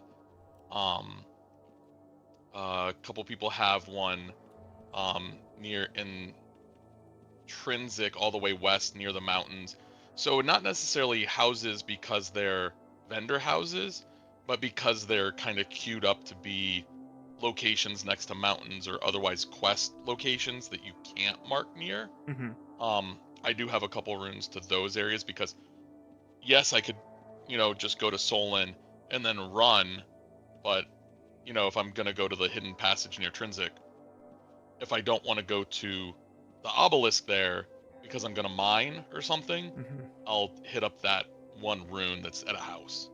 Yeah. So it's kind of tricky how you collect the runes because you have to pivot them based on who's placed a house and if you can get yourself to under the sign, because sometimes if it's a private house, you have to be under the sign in the correct location, like in order to mark. And sometimes it works, sometimes it doesn't. But yes, you can mark to a private house underneath their house sign, which some people don't realize, but you can. Yeah, that's a really great shout. That there might be an opportunity to set up some very helpful recall ruins according to where some of these player homes are located. So that's definitely something that hopefully the side quest group for the Runebook Library can work on. And Argenbarger and Shemfire, as new players to Ultima Online, I think that your questions and things that would be helpful to you as players would be valuable feedback and insight for our veteran players like Nemesis and Slurms. Absolutely. I am happy to have plenty of questions. Yeah, in most projects, it's good to have somebody involved who's not like so used to everything that they're just taking it all for granted. Yeah, for sure. Yeah, absolutely. Yep. Absolutely. Okay, well, I mean that's really all that I want to share. I'm just, again, very grateful for the turnout this evening. It's great to see so many, longtime friends of myself and this gaming community turn out for it, and of course everyone who's joined us over the months for this adventure on the new Legacy Shard for Ultima Online. Whatever I'm proud of as far as what this guild represents on New Legacy is really credited to everyone here and who's touched this guild over the days and weeks that the season's been around. We're not going to do it tonight because we're kind of at the end of the adventure here at 2 hours, but I will point out that we have several items that have been donated to the guild that do need to be rolled off on. So I believe Elroy donated a supremely accurate spider skewer of Vanquishing, and we got some great items from Tay McRae, like the Void Touched Hood of Invulnerability, supremely accurate Exarch's Judgment of Vanquishing, and the supremely accurate Rift Carver of Vanquishing. These items will be rolled off in the weeks ahead, so I just want to let everyone know who's been donating items to the mailbox that I have been taking care of them. And then looking ahead to next week, which will be our next guild treasure hunt, if people do have a trove map or two to donate to the guild, please put it in the mailbox, and I'm actually collecting all the trove maps and placing them here and the regal manuscripts of the Cursed Ruins. So that's where I'm currently housing our troves and hoards for the guild. And really these maps should only ever be used for guild treasure hunts. So I don't consider them my personal trove maps. So if you have anything to donate in the way of trove or hoard maps, we will be securing them in the regal manuscripts of the Cursed Ruins moving forward. Which actually is the last little bit here, I guess, regarding decorating the Guild Citadel. Nemesis has a passion for decorating. His castle on Atlantic is a sight to behold. Nemesis, anything that you'd like to sort of just kind of suggest that people keep at top of mind regarding decorating the guild tower? Yeah. We're doing it as a collaborative effort, and people want to actually like add any sort of decoration. I know you're tracking it, Wyvern, so I think as long as we keep track of it, I can take a lot of that and come up with ideas for things for designs, and same with you. If anyone has any particular ideas of things they want functionally or decorative, please feel free, reach out, and I think we can all work together to build something pretty sweet. So yes, and one thing that you could do, if you are doing the Vesper Museum Antiquity Hunt, and if you come across an antiquity that you're willing to donate to the guild, those pieces can be used as decorative pieces. So, for example, the Regal manuscript here, the gilded plate mail, the sealed catacombs, these are all antiquities that are obtained from treasure hunting that have essentially not been turned into the donation box at the Vesper Museum, and instead have been used as decorative pieces for the Guild Citadel. So that's one way of contributing to the decoration of the Citadel here. And there's also crafter rewards, high-level crafter rewards that if those of you who have crafting characters can work towards and then donate to the guild. So, for example, all these fire pits that you see here are a high-level crafting reward that that has been donated to us by John. I'm going to go ahead and secure those nightshades. I wish to secure this. That's a nice little decorative little piece there. I don't know who put that there, the 12 nightshades. I like that. Well, let's lock it down for the moment. I wish to lock this down. Yeah, any other thoughts there, Slurns, regarding the decorating of the Guild Citadel? I know that you're going to be involved with the Runebook Library, but I'm curious if you have any suggestions for us for the Citadel. The only thing I really like that you have, I think that having like the first floor being the gathering place, I think if you themed each floor and each level to something specific, I think it'd be really cool. Like you had like a barracks level, to quote unquote be where like your knights rest or something like that. I think that'd be pretty cool. But other than that, no, I mean, let them have fun. I think that it's really cool that people are donating stuff and really making it a collaborative project. Yeah, absolutely. It's not only about donating items for the decoration of the Citadel, but I really would hope everyone would be involved, in a creative capacity as well. Look at this Citadel as your player home, and come to us with your ideas of how you would like to see your player home completed, or look for that matter. And so that will all happen with the context of this side quest group that I'll be setting up tomorrow. And I'm hoping that over time, more avatars of the layer will sign up for that side quest and help sort of leave their imprint upon the look of the Citadel in the weeks ahead. And that's it for me. I'm going to keep playing. Thank you for a great guild adventure, everyone. Thank you. It was awesome. So much. Yes, it was a lot of fun. Good. I'm so glad. Oki, great seeing you. I hope you had a good time. Violence, congratulations on joining us as a knight. And Nemesis, thank you for everything that you brought in the short time that you've been here. You came at just the right time, Nemesis. And I'm looking forward to... glad that I did. Me too. I'm looking forward to building something great here with you. Oh, look at that. Oki's got a horde map. Thank you so much. I'll add that right to our little chest of map goodies here. Thank you so much, Oki. All right. Is anyone else going to be online for a little while, or is it just going to be me? I will be on after probably bedtime with the little one. Okay. Sounds good. Yeah, I'll hit you up. Okay, I'm going to get up to shenanigans.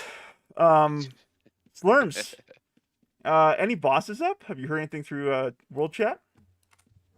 Not that I've seen. I think it's the waiting game after they did the last round for BT. Gotcha. But I think it should be coming up pretty shortly because the last one I have marked was about 50 minutes ago. So okay. It should be starting again soon. Oh my goodness! Sacred Strong Box of the Cursed Ruins from Nacho. Thank you so much, Nacho. Do you want me to keep track of that antiquity for you, Violence? No, that's okay. I just thought it might be good for decoration or use for the. Okay, for the but building. I just want to check in case you might want that back towards the end of the season. We want to make sure that, like, for example, Orc donated some things, but he made it very clear that he'd like them returned at the end of the season. So I'm always like, I don't assume that you're just handing it over to the guild for posterity, you know. But thank you for that item. Yeah, there's a couple of invulnerability items in there in case anybody needs them for something. Gotcha. Icemancer's up. Oh, speak of the devil. Yeah. As I said, they should be coming up soon. There we go. All right. Does anyone want to throw up a rune to Icemancer real quick? I can do it in a sec. Let me just get back there. Sounds good. I think I'm gonna bow because I'm sort of sleepy. Suzanne, I hope you had fun. I did. Thank you so much. Thank you, Suzanne. You have a wonderful evening. You too. Thanks. Bye bye. Bye. All right. I will say That the wing's stand-up doing his best candelabras upstairs. are pretty rare, it seems. You do not see many of those. The candelabras? Yeah, the stand-up ones. Ah. Oh, I remember that. I'm holding on to that one then. Yeah. Yeah, I wouldn't turn those in unless like it's just a hideous color that you're just like, ooh. But If even you then, want- it might be interesting. If you want to hear real talk, I haven't turned a single one in really. I'm just holding on to them. I've had like plates and like the serving platters and stuff. Yeah. I've been like, yeah, I'm good. Like that doesn't need to be kept. Or the leggings. Like I got a pair of gold leggings which were really cool. I kept. But I've gotten like the shadow ones and like the tarnished green ones. No, Sure. those don't look good. Because they're like kind of dumpy looking. It's weird. Like all the plate mail, the hanging plate mail looks great. But the second that color is on the legs, it looks awful. Morn says, had to dip out, guys. Something in real life call. Nothing bad, though. GG. Good game. Good game, Morn. Thank you so much for joining us this evening. Always a pleasure gaming with you and hanging out with you, my friend. They're rocking. All right. Is this unknown bard skeleton being honored or forsaken? Forsaken. I don't know. It's a great question. I do not know. Okay, I'm going to pull everyone's bars here. You get Deathwing. You get Elroy's.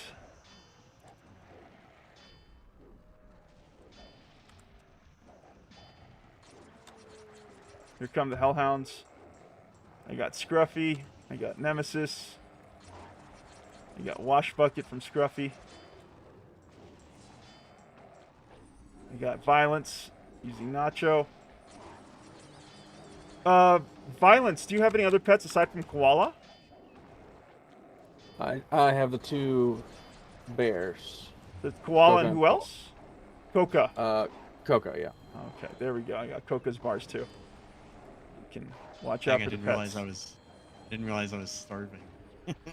Oh yeah, yeah. You gotta eat some food there. Are you joining us, Argenbarger and Shamfire? Not much longer. Not much longer. Yeah. Gotcha. Yeah.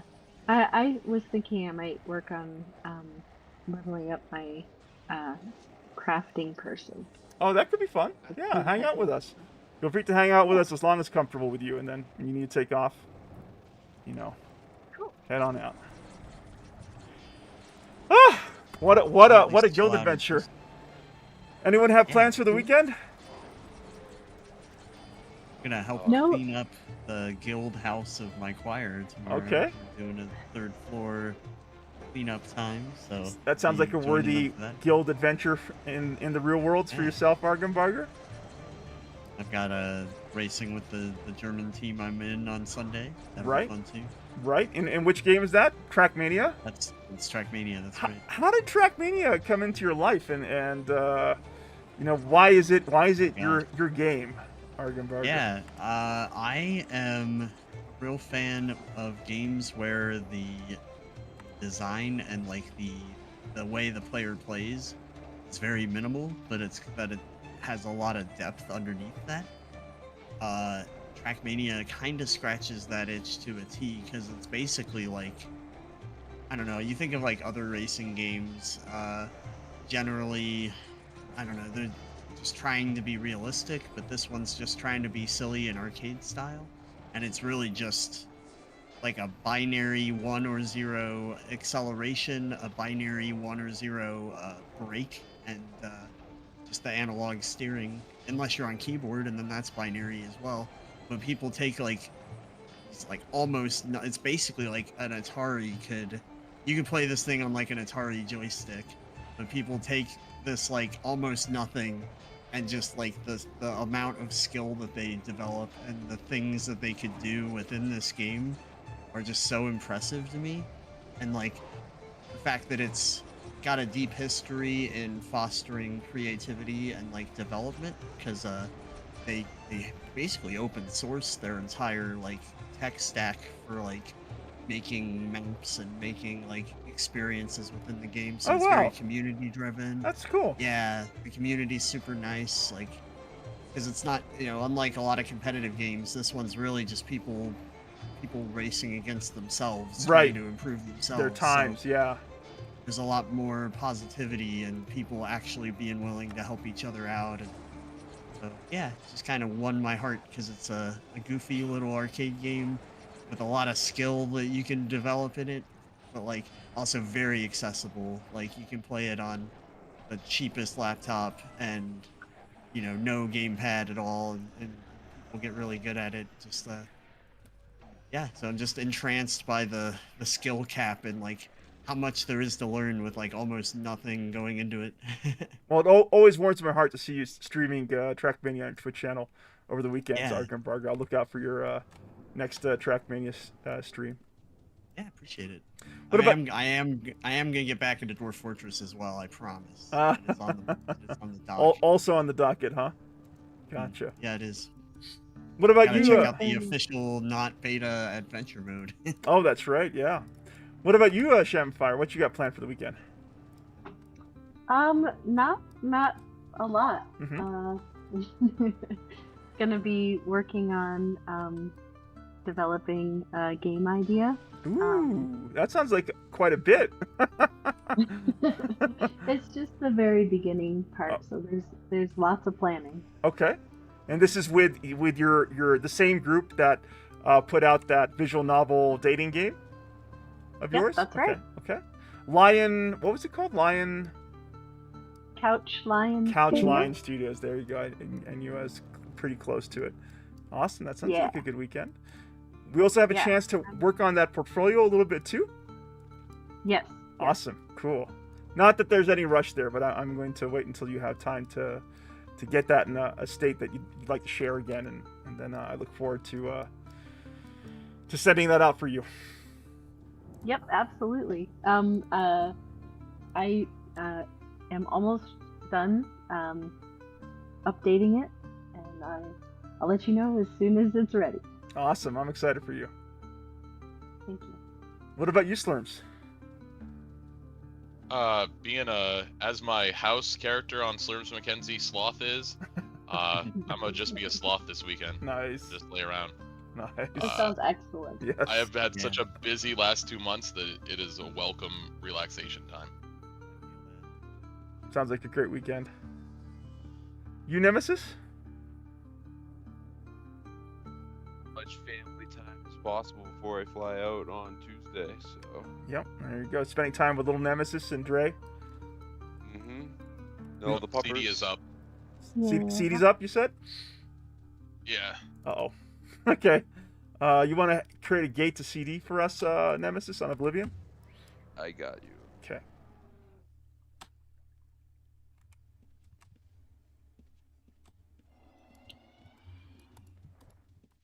You guys just going to be hanging around Corrales in Albuquerque, nothing special planned before you head out on Tuesday? Just basically trying to get as much stuff around the house done and hanging with them as I can. Okay. Today we got the little garden area all set up. I was trying to get a greenhouse basically built, but just kind of ran out of time. Okay. Gonna pick that up when you get back? Yeah, exactly. Okay. Exactly.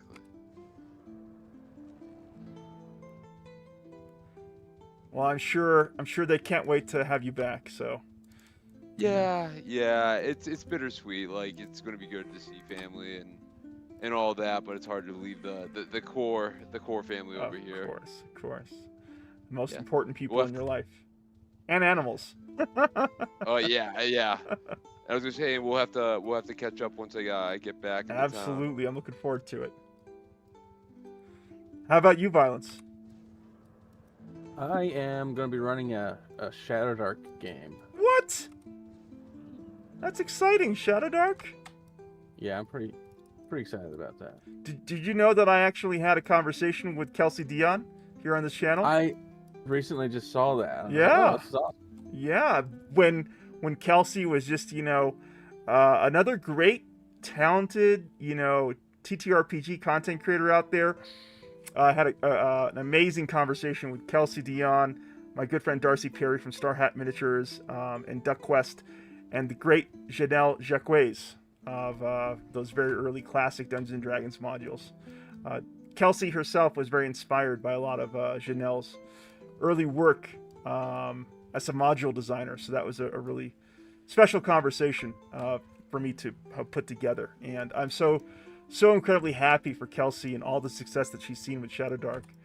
I think the first Kickstarter did over 1 million, and the second one did over 2 million. So wow. Oh yeah, life-changing success for Kelsey. And to her credit, she has kept it, she's kept what she does very, very small. Like, she hasn't sort of, taken that money and hired out a whole bunch of people to sort of build up another version of Wizards of the Coast or TSR. It's just it's pretty much how Kelsey was prior to, this Kickstarter success. Obviously, she has a couple of people helping her, but she's been very careful about her next steps, if that makes sense. Mm-hmm. Orc. Yeah, I think that's good. Her latest Kickstarter. Really easy to get over your own skis. You're saying, Violence? Oh, I was just saying I backed her latest Kickstarter because I was pretty excited for it. Yeah, well, what works so well about Shadowdark for you, as someone who likes a good TTRPG? It's real simple and streamlined. Like, we played a lot of 5e, but there's a lot of power creep in that. So I was excited to get back to kind of a more simplified version of the rules. Yeah, I hear you. Oh my god! Watch out for Star of Death. Yeah, Star of Death, exactly. I'm gonna get out of that Star of Death.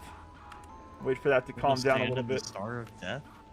I will never forget Argenbarger here taking out his miner and just mining these walls when we were fighting Emberwing and trying to save our lives. Just amazing that the enemies ignored me so much. I clearly wasn't posing a threat. Uh-oh. Orc, my friend, how are you? I'm glad you could swing by tonight. How's your knee treating you? I'm hanging in there. I overslept, or I would have been on earlier. No worries. You missed a fun guild adventure. We ran Blackthorns, and we all picked up some nice death robes. It was good times.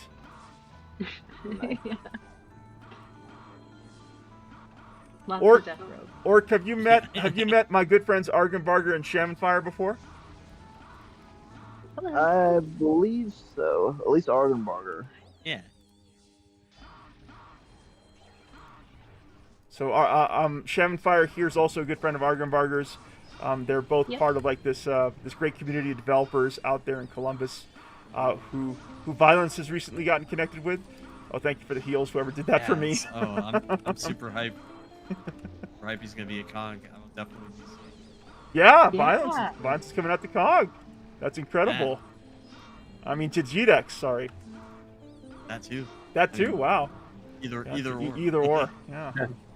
That's awesome. If Violence, Violence, let me know which one you're going to, and if you're going, I gotta visit my friends Argenbarger and Shamanfire here and link up with you too. I love Columbus. I really enjoyed my trip out there. So it's GDEX is what I'm going to. GDEX, okay, excellent. Heck yeah. Yeah, Argenbarger does a lot of work with organizing or helping to organize GDEX. Yeah, I'm on staff. Oh, that's awesome. Yeah. And I will be there with Touchline Studios. Yep. That's right. Yep. Gotcha. Yeah, we definitely need to have have some time to talk to each other while we're there. Yes, that's of course, great. and there's plenty of time for you guys to talk to each other here too in the context of this gaming community. So I'm glad to sort of hopefully make build new friendships and new connections here. Slurms McKenzie, he's kind of quiet, but he actually teaches game design. Argenbarger and Shamfire. For neat. Yep. Sweet. Yep. Yep, teach at high school. Actually, it's the reason why Broward County really has a game design program. That's fantastic. That's really cool. I teach at a community college. Oh, that's right, you do. Argenbarger. Yeah. Yeah. Yeah, I have a crazy split experience because the only classes I teach are either like the very first Python programming class you can take, or like the literal capstone for like the game design program. That's so a it's spread. Like, wow. Yeah. You either see me the very beginning or the very end if you take that track. So I get to see him on both sides. Uh-oh. Heels on William, please. Awesome.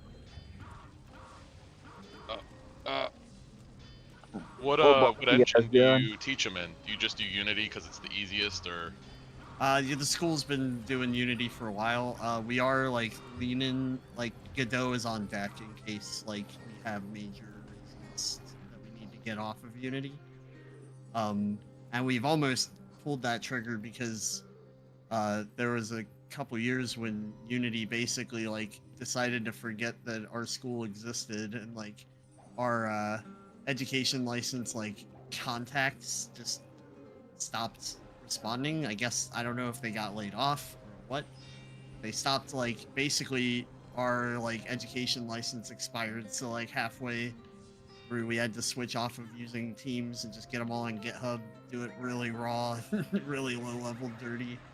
But yeah, it's okay. But yeah, Godot is definitely on our like next up on deck in case we need to abandon ship and get off of Unity. I like Godot because of the MIT license, but it's just such a different and, in comparison, lower level engine compared to the like robustness of Unity. It's rough. Right. What do you mean lower level, Slurms? It's just the power capabilities of it are a little bit less. Because it's open source, it's got a lot of great things that are added to it regularly. But Unity's just so robust, so built out, has so many plugins and tie-ins and development things that already exist archivally for it, that it makes it really easy to just go, okay, I'm going to grab this pack, this pack, this pack, load them in, run a script, and you can basically get a very basic game running, or at least for my kids. Mm-hmm. You can get a really fun open world game going in 2 class periods. You know, because of all the stuff that exists. I really haven't had a chance to go ahead, please. You were gonna say about Godot? But Godot is really great, but they kind of have that in like the more of the 2D realm. So it just depends on kind of how your class is running. And I'm not as familiar with Godot. I'm actually trying to go and start learning Unreal because Unreal is apparently going to have a industry certification for high school kids coming up in the next year or 2. I've talked with the educational director, who works with Fortnite and stuff, and they're actually going to have a 3D design package, that they're going to try to get kind of out there. So they need beta test sites for the certification. I do not think I got picked for the first round because I think the first round, if it was going to go on time, was supposed to be in January. But again, on time. We got to get another picture here. We got a good gang. Continue, Slurms, while I'm taking this picture. Gather around. So I am hoping for that at some point coming up. which then will guarantee that kind of there's an interest for the kids and stuff like that. Because you're like, hey, this is the Fortnite stuff, and everyone will be on board. Yeah. Yeah, that's cool. I think basically I've seen a lot of promise in Godot of being like, if you prototype something in it, then you can pretty easily I got it. Thank get you, it over everyone. to Unity. And that's been kind of exciting to the prospect of just having that pipeline for people when they figure out what their core, the pillars of their core design are. They can like actually look at what Unity offers and kind of take their prototype and start it from scratch in Unity at that point. Yeah, I used to use Game Maker for a very similar thing, but again, I'm dealing with kids younger. Yeah, like I'm dealing with the 15 to 18-year-olds versus you're dealing with the 19 to 22-year-olds or 23, Exactly. or the returning, person who's in the midlife crisis going, Plenty of what I would love to students, do. Yeah. yeah. But you can't blame them. I mean, new industries open all the time, and why not have fun with your education? Orc. Absolutely. Absolutely. Yeah. Orc, I gotta ask, did you get your Isidriel? I know yeah, you did. I got him earlier this morning. Hey, heck yeah, man. I remember you were chasing that. Congratulations. It looks great. He's a monster. He's a monster, huh? You're enjoying him? Oh yeah, like he's better than Emberwing by a margin. Wow. Yeah, by a margin. That's very cool. I like how you named it Null. Yeah, I'm a D&D nerd. All right, where are we off to now? I think Solon. Okay. Okay. You're not a D&D nerd. Get the heck out of here. Shamfire, do you have any preference? I mean, I don't know if you have a strong preference for engines when it comes to your own game development initiatives, but I'm wondering if you had any thoughts between Unity, Unreal, and Godot for yourself and your team. I have more experience in Unity. Okay. And although for our most recent game project that we did, it was in RenPy. RenPy, I've heard of it, yeah. Yeah. A lot of visual novels are done in it. Very nice domain-specific little wrapper in Python. Yep. But I've been, kind of keeping my eye on Unreal too, because there's a lot of benefits to it, especially for not people who don't know quite as much programming. I didn't know that. Because they have the blueprint system, which is kind of set up more like a node tree. Yeah. Scripting off of like a C++ abstract layer. You can extend the blueprint system yourself. You can make custom blueprints. Kind of nice. Or like exposing layers of logic that are not, that are just using pretty surface level component interactions and stuff. Like, you just need somebody to be able to get in who's not a coder, but just needs to be able to get in and wire a bunch of stuff in the world up in a really basic way. Just click and drag. And Unity's pulled that stuff in. Don't know what he's saying. Think about a flowchart. What a flowchart looks like. That's what you should be picturing in your head when he's explaining this stuff. Yeah. Boxes and lines. Flow. You can watch the data flow, kind of. Violence, you're a published game developer. Have you had any experience with Godot? I've not used Godot. Okay. I've used Unity in the past for some Android games that I made. Okay. But I'm using Raylib right now, and before that I was using kind of like a graphics library called Pixel Game Engine for Exterminators of Saturn. What is the engine that you're using right now? Raylib? I don't believe I've heard of it. Raylib is kind of more like a library, but it has a lot of extensions that kind of do different things like sound and stuff like that, and it's mostly an OpenGL library that just kind of lets you draw to the screen. I love the DIY spirit. Yeah. No, Violence is a legit passionate game developer. Nemesis says to all the game developers here, what if I have a 5-year-old that wants to learn? And Nemesis Slurm said Minecraft education. Hey, Minecraft is legitimate. No, there's a Minecraft Education Edition where it's really fantastic. They actually have it's paired with Hour of Code, and it really is it really takes elementary school. I mean, now again, you have to be able to either have someone work you through it if you're not at a reading level yet, but it will intrigue the student to want to learn to read, so then they can start to do more, because the Minecraft Education Edition stuff does stuff in game with like binary bits and stuff like that, and then it leads into where you can actually work on the back end. So it's a very unique and cool opportunity for elementary and middle school, and I would say even 9th graders that don't have a lot of experience with any programming or code or logic.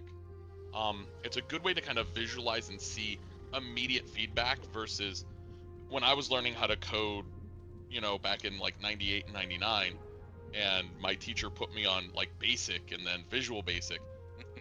The only thing was to use the graphics package and draw like a square, clear the square, draw a square in a new XY coordinate, clear the square to make it look like it was animated. Like, that's my programming to be able to see stuff immediately. Plus, I imagine that, a lot of kids are very familiar and comfortable in the Minecraft environment, and just working in 3D, even in the simple block form, really is, helpful. There's something I heard of that I could recommend. Go ahead. No, you go ahead, Argamarger.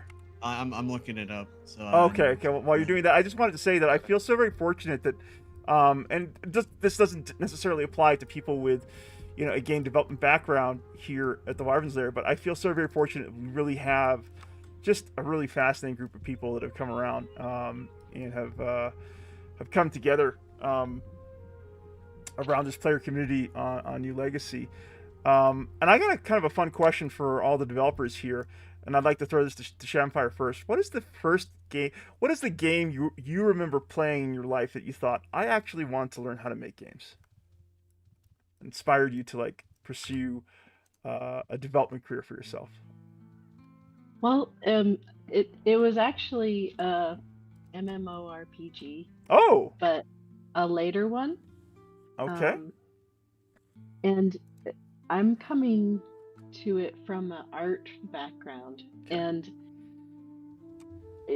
it was never something that was kind of shown as an option for me. I thought you had to be a programmer to make games, but it was Guild Wars 2.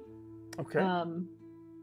Is a very pretty game and has a lot of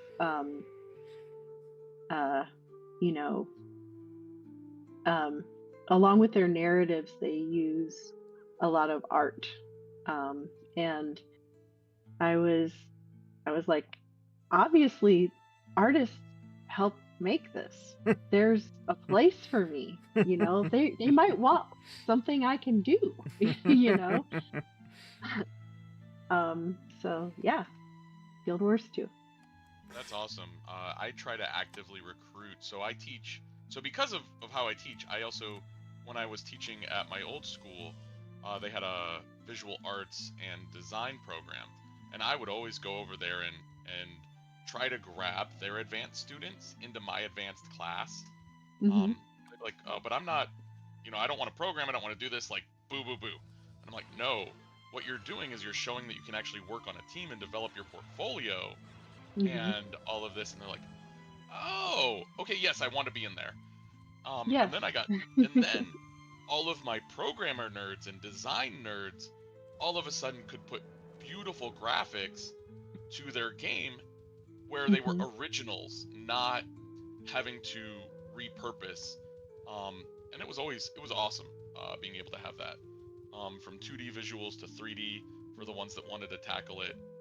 Because I primarily teach 3D design now, because that's kind of where the magnet money has kind of gone for the district. But I still keep on elements of the design in there because people don't realize that. So even in animation, there's a million different people in the animation process, and people think they have to be artists to be animators. And I'm like, no, you can be a programmer too. So same thing for artists in game design. You can still be a gorgeous artist and work in game design. And I don't like that it feels gate-kept by people. And so I always try to, and not gate-kept in a bad way, but like they just aren't screaming it from the rooftops. I feel very fortunate to be in Columbus, Ohio, because they have Columbus State that has the program that Argenbarger teaches in the capstone for, where we have people who are learning programming, working directly with the people who are learning art, and just having the ability to come together with a group of other passionate people and come up with ideas, and like, this is something that you can do, you know? For me, with art, I like such a wide variety of different things and exploring such different topics and different things that I wasn't quite fitting with just fine art like painting and ceramics. Like, I wanted to do more, and being able to work with people from such varied backgrounds and with such varied knowledge, it's awesome. It's the best. I love it. What about you, Violence? What was the first game that you played that you're like, you know what, I want to do this with my brother? And how did that come about with your brother? How did you both get into game development together? So it's actually funny because he was the one that convinced me to do it. Okay. I just assumed that you had to be in the studio, just like super smart person, and so I was like, well, I can't do That's not me. I know how you feel. I'm right there with you. He showed me an ad in an Xbox magazine for something called XNA, and he was like, no, let's just actually make video games. Man, XNA. Oh boy. So I was like, well, okay. So that's how I got started on it. My company tried to make, like, our very first project ever as a company was basically in XNA. And we tried to port it to CryEngine, then we just cried. You cried. That's very brave of your company to go, first thing ever, let's go to the CryEngine. Yeah. Well, at the time, like, this was, like, right on the cusp when Unity, like, was just coming out for free, basically. Well then, but Unreal then was still a better, like, more. It was about the same. It was about the same as CryEngine pricing wise. Actually, I think we picked CryEngine because it was easier to just get the project down on, like pricing wise. We didn't have to worry about it as much, even though it was about the same at the time. But yeah, then Unity came along and told both of them to go fuck themselves. And Argenbarger, I've never heard you use that kind of language here in the stream before. I try to save it for special moments. Good movie. Yeah. It's just passionate, core... in the note. Yeah. Yeah, it's just such a core memory for me. Very cool. Argenbarger, the first game that you played that you were like, you know what, I'm gonna learn how to program for game development. Oh god, well I mean the one that pushed me over the edge was definitely Dwarf Fortress. Really? Say that Dwarf easily, Fortress, yeah. huh? I can easily say that because before then, I don't know. Because I went to school for history originally. I mean I loved games, but I never really. Sounds good, my good friend Nemesis. I just wanted to, sorry to interrupt you, Argenbarger. Oh, you're good. Take care, little Nemesis, and if I'm around later, I look forward to linking up with you again, my friend. And thank you for a great guild adventure. Appreciate you helping Argenbarger, Shemfire, and Morn join us for Blackthorns tonight. Fancy earrings. Of course, y'all. If you enjoy, I'll be back on later. Take care, y'all. Sounds good. But yeah, Dwarf Fortress pushed me over the edge, but I think I was always inspired growing up by like,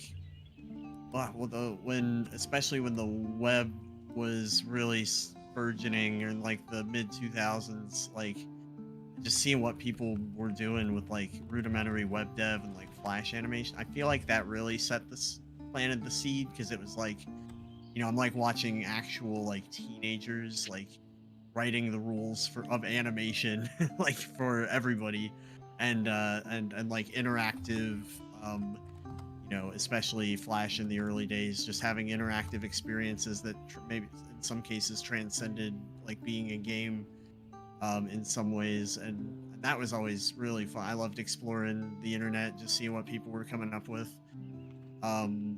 And then, yeah, when I was on the way to college, which my first year of college was as a history major, when I was on my way to college, one major event in my life was like I got jaw surgery for a underbite, basically.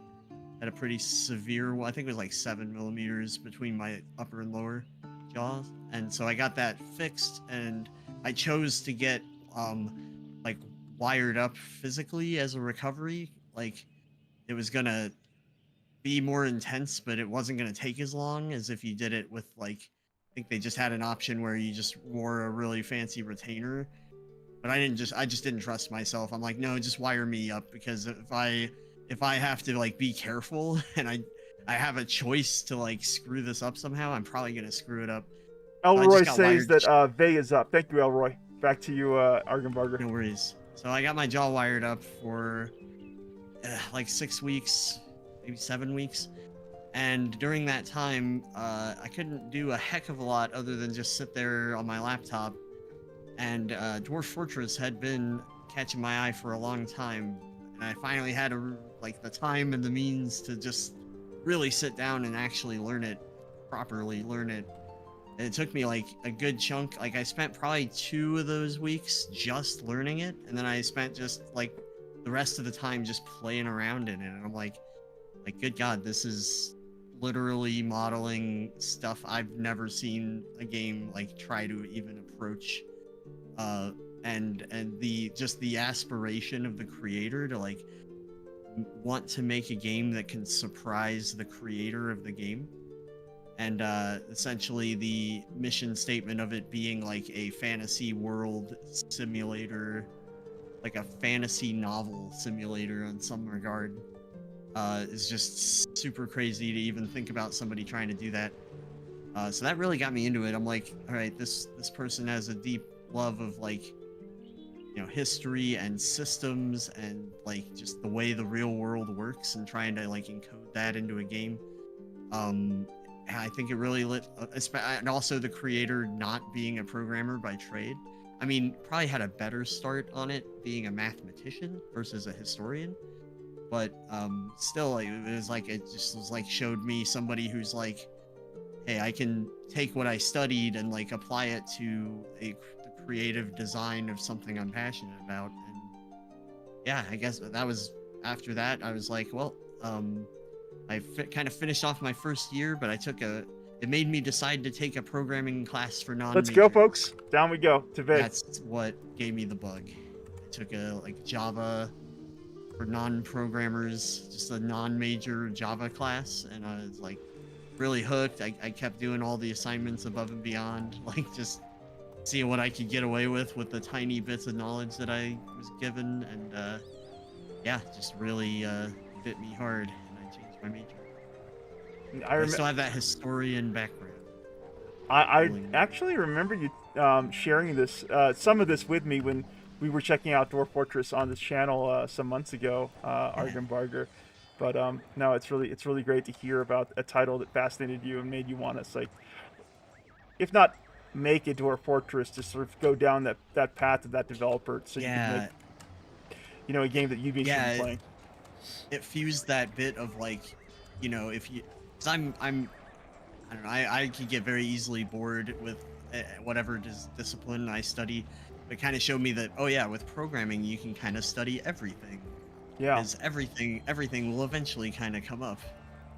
And you know, to being fascinated with a game that could surprise the developer themselves, I think that's something that I think that Ultima Online, certainly in its earliest days, shared with Dwarf Fortress, where the developers were continuously being surprised by how players would engage with the MMO in really unexpected ways, which I would argue that tradition continues to a large extent even today, which is one of the charming elements to Ultima Online, I feel. Yeah, you get these, like, complicated systems and interactions, and you put a bunch of players in and let them stress test your systems, and who knows what's gonna happen. I mean, it's just the ambition. They both have similar ambitions. I feel like, similarly lofty ambitions.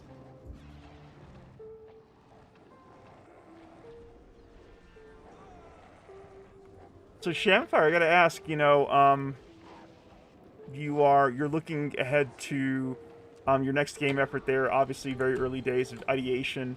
Do you have in the back of your mind the kind of game that you would like to make, like, or play? I mean, is that where it starts for you? Like, do you ask yourself, what is a game that I would like to play that I can't play right now? I mean, where does the creative idea come from for you?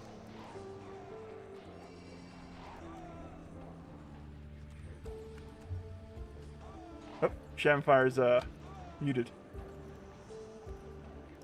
Probably, maybe a little AFK. She may be AFK for a moment. Yep.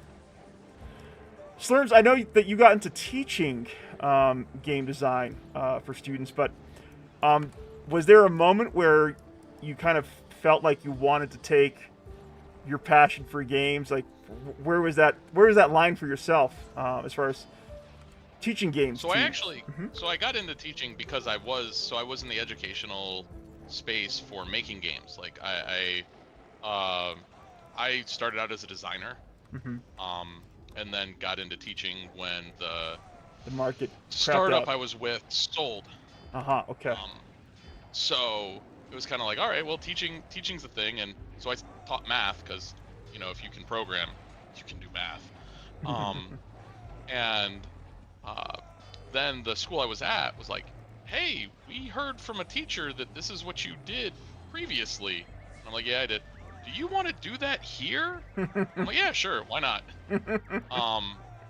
So that's how I kind of fell into the role. It wasn't something that I actively went into.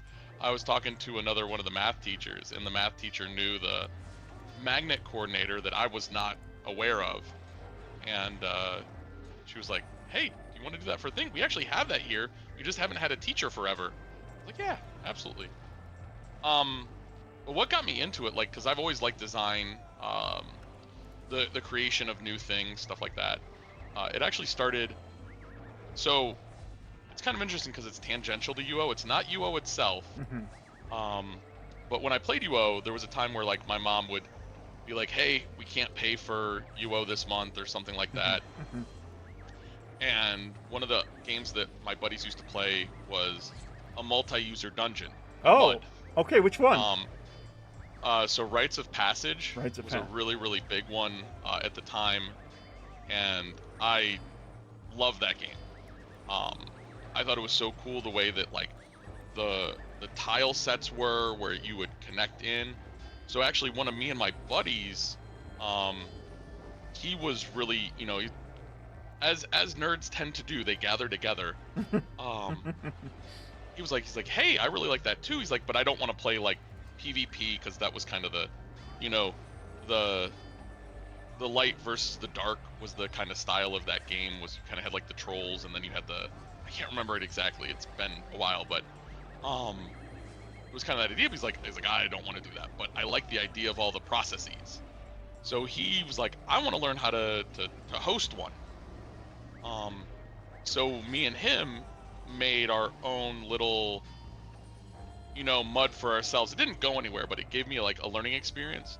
I have draft paper from when I was in high school of like these big elaborate dungeons and stuff, with That's like awesome. room title names, item descriptions, how we managed the. I can't even. It kills me now that I can't remember it out of the back of my head. But there were different styles of mud game engines, and like it was specific game engine like code stuff so that we could change, and that kind of got my love for like the aspect of design. Like I wasn't necessarily coding the back end, even though I did get into coding once I was a little bit older on, and that generated my like fascination, curiosity, love for the design, development, and creation of something new. Yeah, And also have a really weird mind sometimes too, and it's a good creative outlet. Yeah, that Muds are super inspiring. I can agree with that. Oh, I didn't know that you had that connection to the lead designer for Ultima Online, Raph Koster, who was a passionate mud player and developer before he joined the Ultima Online team back in the mid-90s. Yeah, actually, I like his book a lot. So he's starting a new game studio, and I haven't applied, but I almost was like, maybe I just should. Well, if you ever are interested in putting in your application, you do know that I had an opportunity to speak to Raph and Chironics here at the Wyvern's Lair a few months ago. So I'd be happy to help try and make that connection for you. Yeah, I'm not skilled enough for they're Hey, doing. hey. I followed it. It's a Don't a very cool thing they're doing. Don't undersell yourself. You never know how you can make a difference to a development team. So. Yeah, don't be shy. I'll reach out to you after this stream and find out just where you're at with that interest and see if I can be of assistance to you. At the very least, you should poke at it, Slurm, just for your own curiosity, in my opinion. Yeah, because I haven't looked at it. I mean, so I knew they were making a new studio like 2 years ago when I saw them make the announcement, and then so you coming back and having that opportunity, I was like, oh, that's where they went with it. Like, it's very cool. Yeah. Yeah, Stars Reach and Playable Worlds. Raph's new venture there. Orc, obviously you're not a developer, but I don't want to leave you out of this conversation. Obviously we found each other through our love for this grand MMO, Ultima Online. What's the first game you remember playing that kind of like pushed you towards making gaming a hobby of yours? Because you could have, picked up any sort of pastime for yourself. Like online or like a game in general? Maybe gaming in general. No. Probably first edition D&D. Nice. With your father? Yep, with my father and his initial crew. Basically, I was a tag along until basically the kids of my father's D&D group made a group of our own. That's amazing. So a multi-generational tabletop role-playing group. Yep, it lasted until we moved states from one of my dad's best friends. And then I found kids around my age at school, believe it or not, on the football team that wanted to play Dungeons and Dragons. That's great.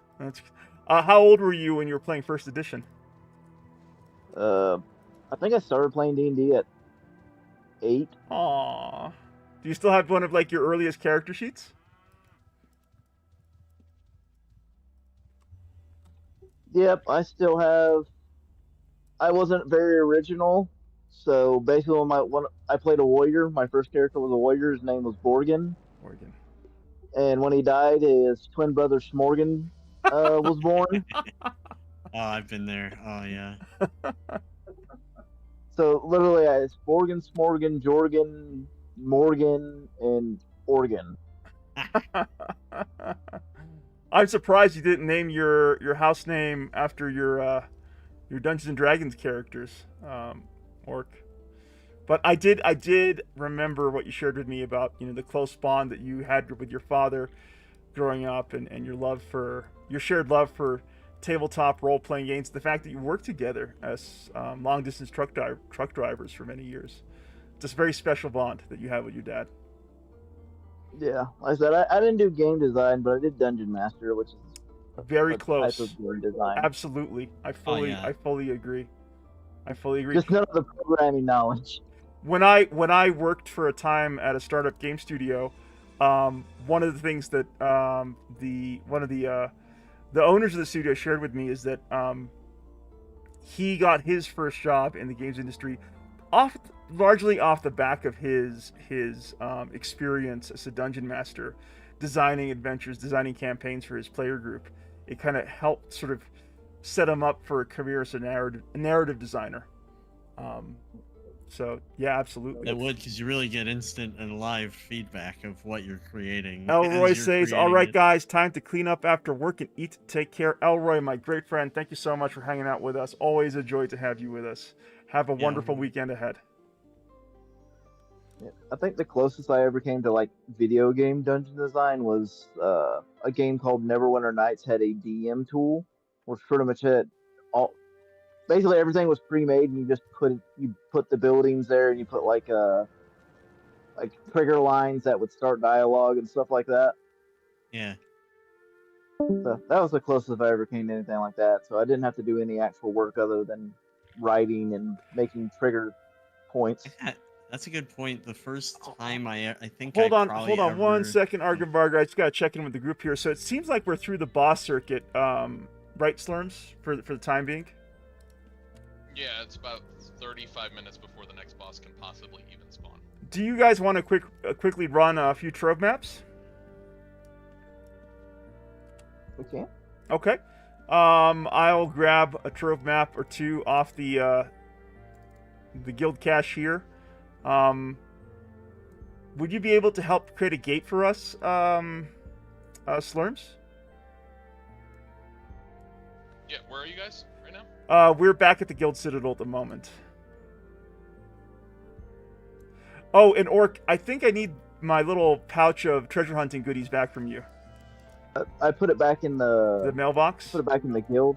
It's not in the mailbox, it's in that bag by the donation thing. Like the red chest and then the bag. Okay, gotcha, okay. I'll fish it out of that. Not sure where to put it. Yeah. The mailbox didn't have the appropriate settings on it. Wait, actually, no, I think... Hold on 1 second. I think I messed that up. Yeah, it should be owner only. Okay, that was a close one. There we go. That's fixed. All right. Give me a moment. I'll quickly decode one of these maps. Let's see.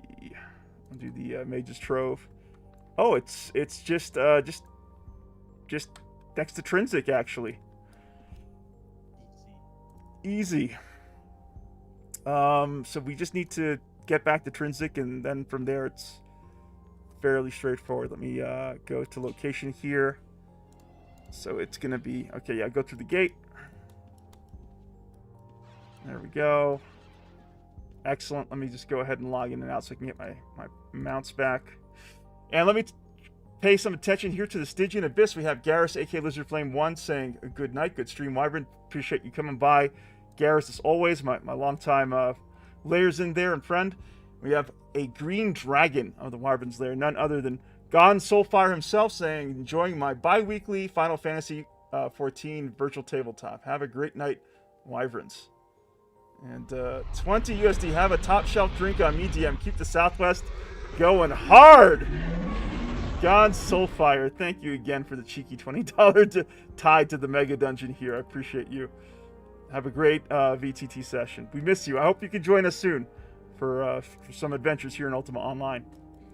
Shamfire, are you back? Hello, hello. My pup had to go outside. Well, that's important. Do you guys want to join us for some treasure hunting? I actually need to be signing out and... No! I'm sorry. Don't be a mature adult. Don't be a... We had a great time with you, Shamfire. Thank you for coming by. I had a wonderful time. Good. Too. Thank you so much. Of course, our pleasure. What about you, Argenbarger? Can I convince you to shirk your adult responsibilities for a little while longer? Oh, I wish I am currently behind on my training for this weekend in Trackmania, so I am desperately on that side of the fence right now, trying to get good at this track before Sunday. Oh, fair enough. Fair enough. But I will continue hanging out in VC for a bit. Oh, hey, that's all we can hope for. Yeah. So, by all means, Shemfire, thank you so much for a fun guild adventure tonight. I'm looking forward to you helping out with those side quests, and yeah, wishing you a great weekend ahead. Thank you so much. Bye. Bye. Shannon. Does anyone have a shovel on them? Because I don't.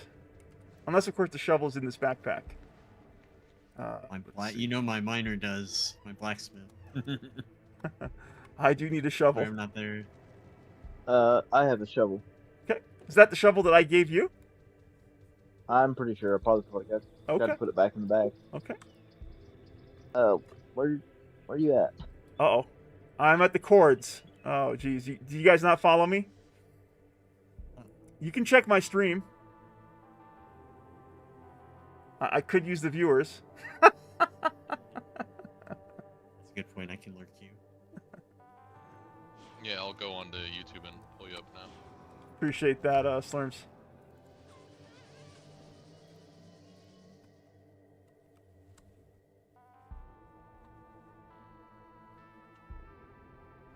Didn't realize the cavalry. Yeah. Oh, sorry. I was just saying that I'll probably signing off for the night myself. Violence, a pleasure. Thank you so much for joining us for the guild adventure, and congratulations on joining the guild tonight. Yes, thank you very much for that. And of course, it was a lot of fun. Have a great weekend ahead. Okay, yeah, I see where you are. Oh, there we go. We got Brandon Parks out there in the Stygian Abyss says I've been lurking. I'm Kodak in game. I appreciate you your support. Kodak, thank you so much for following along. I hope you've been enjoying these streams of our adventures here at New Legacy. This is not for myself. This is really for the entire player community here on the Shard. I feel like I'm a historian of the first season. Arkenbarger says +1 view. There we go. All right, we got Slurms here. So now we just got to get Orc. I'll gate you to Wyverns, or I can gate anywhere. Yeah. You want Moonglow, Moongate? I think I'm coming your guys' way. Yep, there we are. Yeah, I'm gonna do it so I can get Scruffy. Look at that, we got 10 viewers all of a sudden. Thank you so much for popping up, everyone. All right, Orc, you got that shovel? That's perfect. Okay. All right. Yep. All right, let's go ahead, start digging. Oh, I'll wait for Slurms to get sorted out here. There we go. Okay. Nope. Try here. Oh, we got it. Okay, let's head north once the chest pops.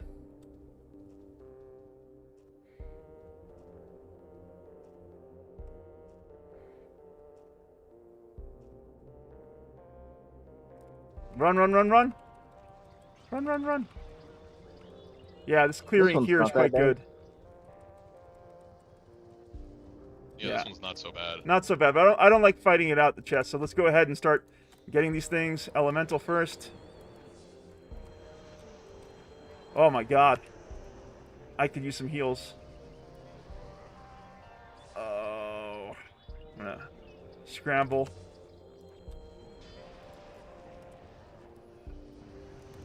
Up. I need heals. Yeah, you do, because I accidentally attacked you. Sorry. I'm trying to... There we go. I got a little bit of healing on me. Woo! Forgot which character I was on there for a second. No problem. I was like, target. Yes, that's what I want to do. No, that was the target to all kill. All right. Yeah, that's not bad. 2 Dragon Wolves down here.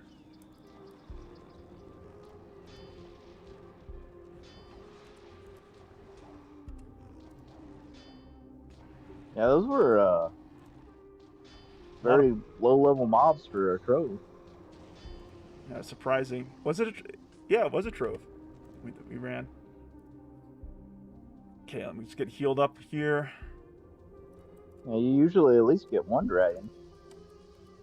Oh, that's right. I got to do the whole. They remember, they can still spawn as he loots the. Oh yeah. Yep. I'm just talking about the initial dig ups. I've seen horrendously worse. Oh, I had 2 ancients and 2 Balrons spawn, and I realized, yeah, I can't do these solo. Okay, I got the bag out. I'm just gonna throw things into the bag. Let me know if anything spawns. You can just pick it up and, like, if it's not good, you can pick it up and just drop it back in the container. It'll just hit the ground. Oh, really? Is that the way it works? Yeah, because it can't hold new stuff. Oh, okay, gotcha. Okay, that's good to know.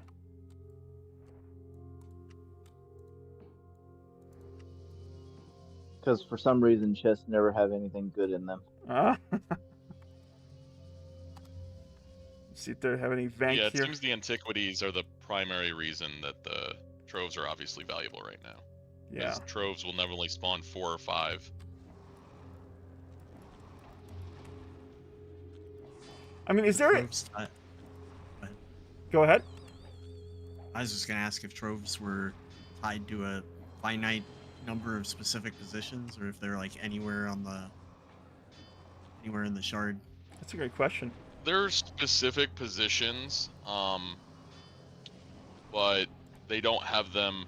You can get ones that are unreachable.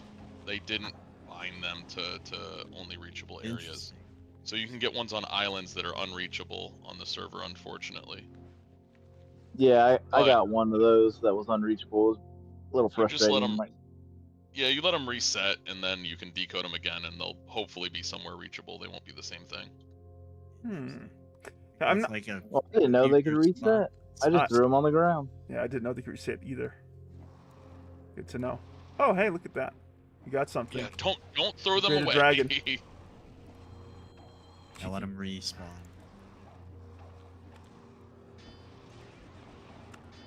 Healing wash bucket.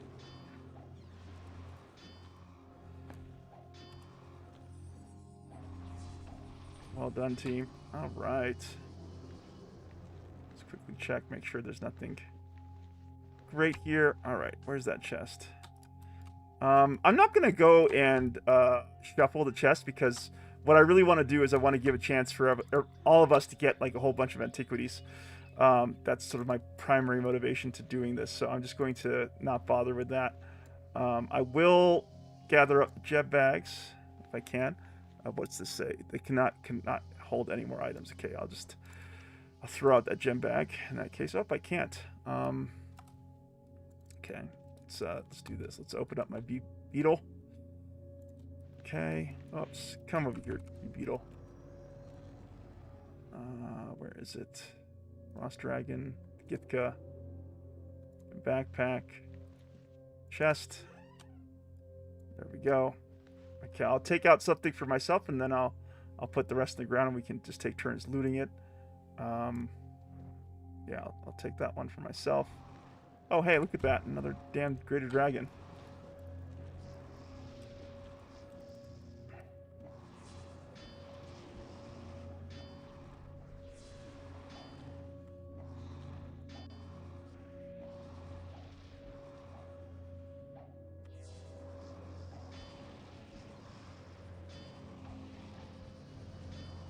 Easy peasy.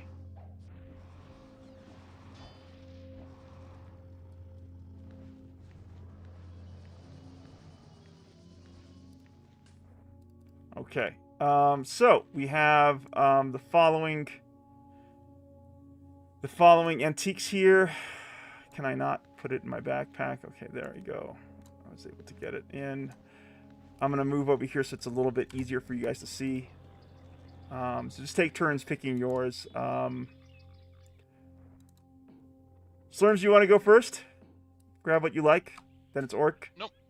I'm good. There's very few antiquities that I really like. I'm collecting the crystals. That's about it. Fair enough. Orc. And I would prefer you to be able to have those until you have a few in the tower. I appreciate that. So I will pass. I appreciate that.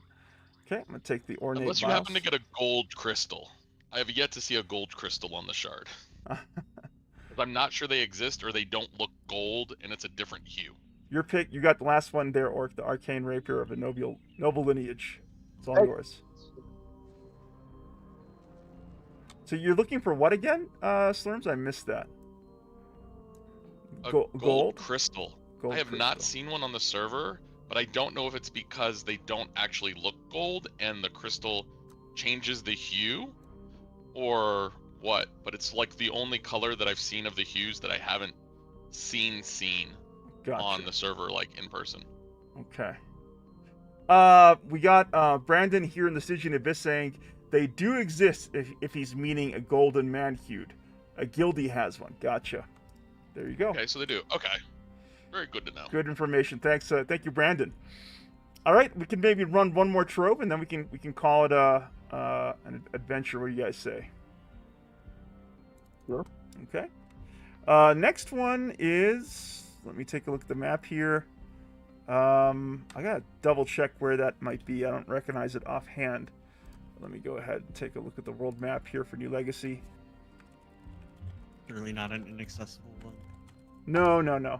Not inaccessible, fortunately, but it's just not really recognizable for myself. There we go. Come on. Please tell me you got a map here. Wiki. It's near Vey. Oh, you recognize it? Okay, so... Yep. You get a gate to Vey? It's just south of, yeah. Okay, I'll go ahead and go to location here. Let us know when the gate's up, Slurms. 56, 30. It is up. Thank you very much. Everyone go through. 59, 30 east. There we go. And there's the gate.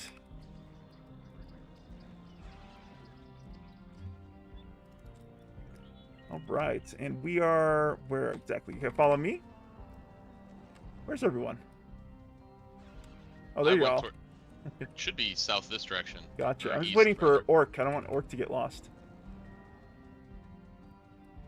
Okay.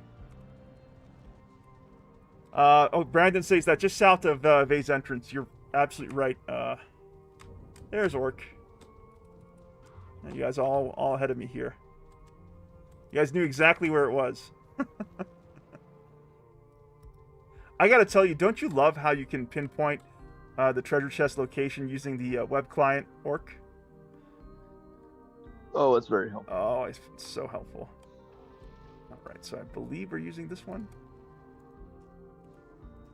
Oh, we found it right off the bat. Right here.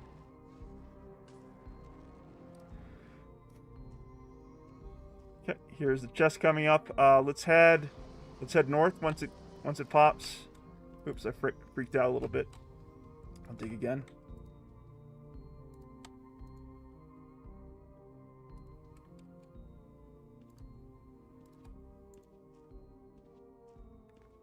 Okay, chest is coming up.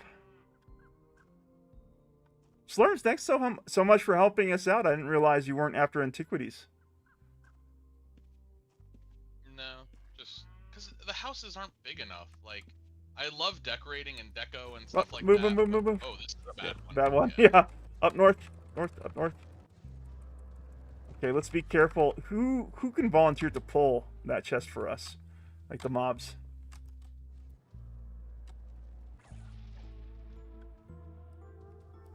Okay, on the poison elemental first. Next is Collector of Souls. Quick. Heals on William. Possible. Oh, man. We got a heal coming for me? Thanks, Work. Oh, come on. There we go. I don't want to fight two greater dragons at the same time. Move up north. Let's lose one of them.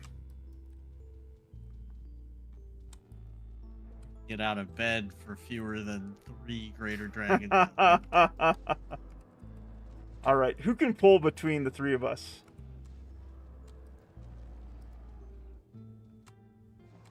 Okay, yeah. Everyone in this greater dragon here.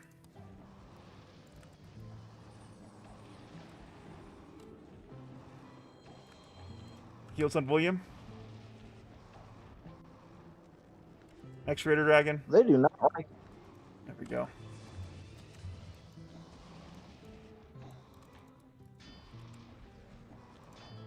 You were saying, Orc? They did not like you. They did not, no. But well done, team. That was a quick save. Okay, I think it's ported back. Orc, do you want to pull for us?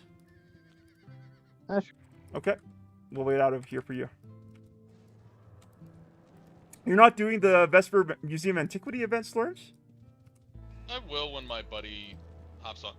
As I said, the trove maps that my buddy technically has, that he has dibs on for running. We'll do it. I think we have enough to be able to get. I think the draw worm. 2 or 3 turn-ins for the draw worm eggs. Oh wow, wow, that's a lot of trove maps right there. Yeah. That's why I said no. I would never take one because we have tons. It's just they're allocated for other things, Gotcha. So I don't want to pull from what me and him have talked about. Gotcha. So we'll eventually do it. So that's why I'm not too concerned. That's why I said just the one thing that I really would like because I just haven't seen it, and I'm trying to collect all the crystals. Because if I try to collect everything. There's too many. Yeah, it would drive you insane. There's a lot of them. Yes. All right. Is there anything else down there, Orc? Is that it, really? Yeah, there's an ancient dragon. There's a few. Okay, let's not all go down there. I'm gonna stick up here. Let's continue drawing them out, if possible. Yeah. I'm gonna hang out. Okay. We're not too far from you, Orc.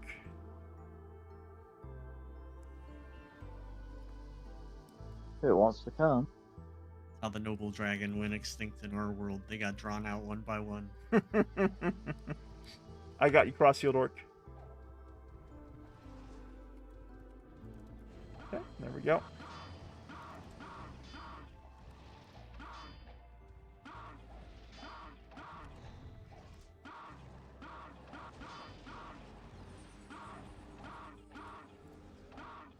I do like the idea that the inaccessible locations are just one sweet talking a dev away from getting a dev to teleport somebody there so they can start making runes there and give the access through our rune library.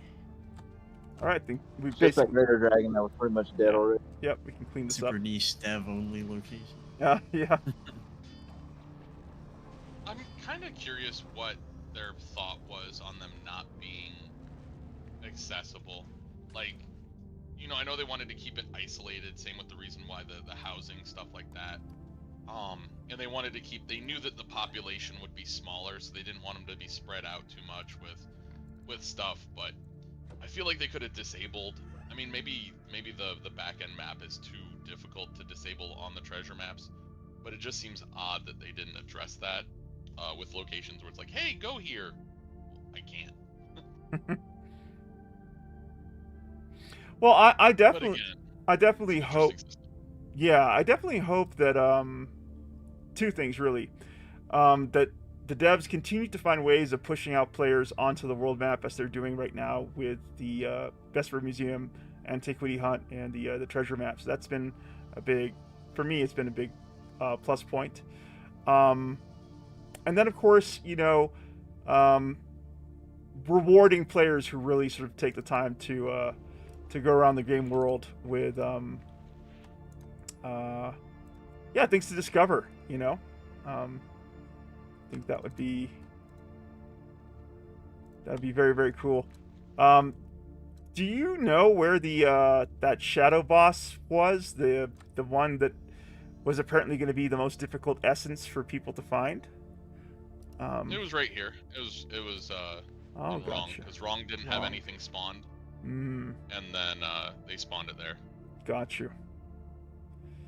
Okay, I'm gonna grab one for myself because I'm running the treasure map here, so I'll take my little thing here, and then I'm gonna drop everything out for you and myself, Orc. So we got this thing, and oops. There we go. Anything else? I believe that's it. So you got yours. Okay, I'll grab the Forgotten Barrel of the Eternal Watch. And next is yours.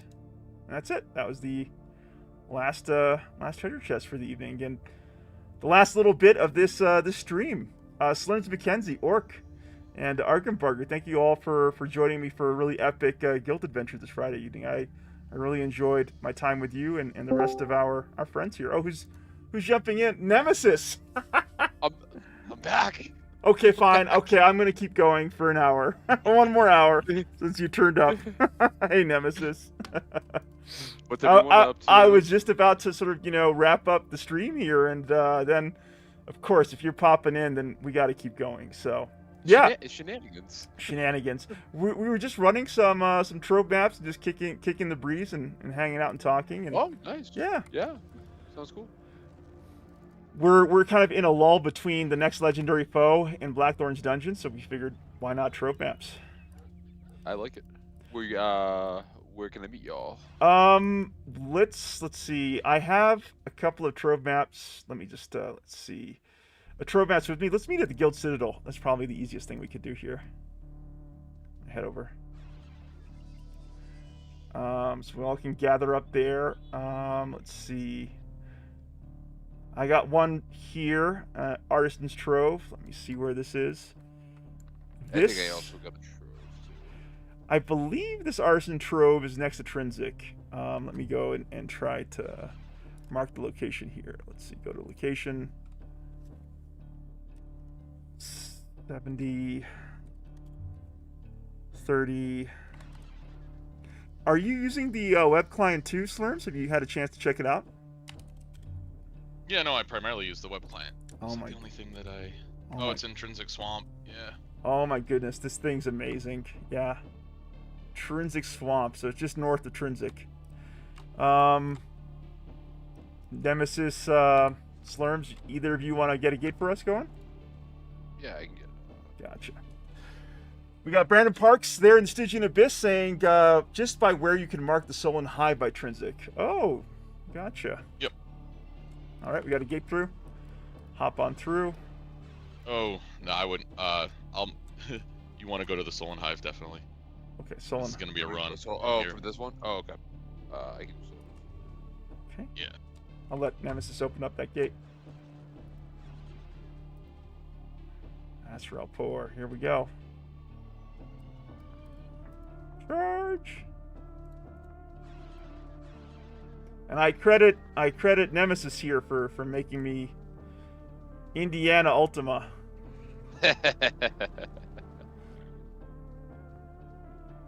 It's fun though, right? It's so fun. It's a nice way to sort of, break up the legendary foe and Blackthorn's dungeon circuit for sure. I really appreciate it. And in my opinion, it's just as rewarding, if not more, than the legendary foe circuit. Yeah. For people who are enfranchised, who are here, because it's incredibly valuable to build out your character, and if you had more space, your showcase. Yeah, that's actually a really good point. It is a great way to build out your character's legacy, and also pick up cool rewards off the Vesper Museum Trader as well. Yeah, those statues are really cool. I don't know what exists on production or not, but they have come a long way from the 1 year veteran rewards from 25 years ago.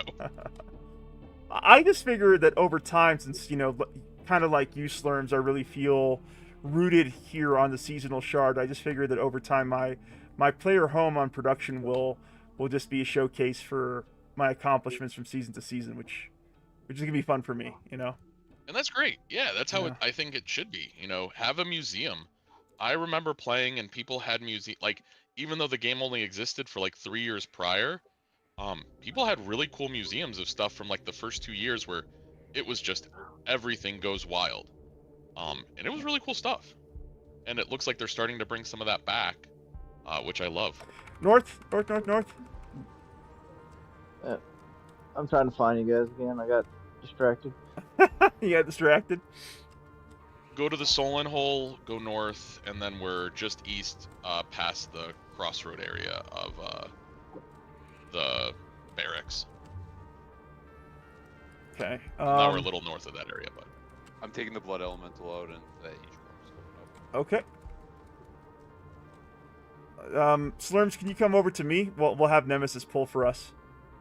Thank you. Let us know what we're handling here. Nemesis. Is it the Ancient Worm? Ancient Worm, yeah. Okay. Ancient Worm. Let me Yeah. grab your health bars there. Oh, you got it.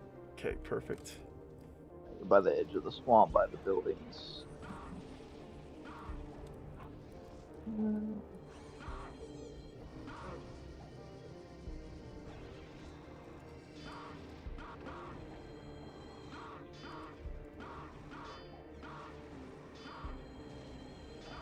Heals on death. Oh, I Knight? found it, guys. I found the chest. You found the chest? Yeah. Okay. And then the Diagrated Dragon over here. You gonna drag? No, it's already come down towards me. Okay. Yeah. Come down towards you, you said? Yeah, correct. Okay. Oh. Yeah, he was coming in hot. Lug got into some trouble. Orc. Nah. Null's pretty damn fierce, huh? Oh yeah, the dragon can pretty much handle himself against a greater dragon. Very nice. A little bit of heal. yeah, because Greater's damage is primarily physical because they're smacks. Oh, it wasn't too bad of a chest, just a dragon wolf left.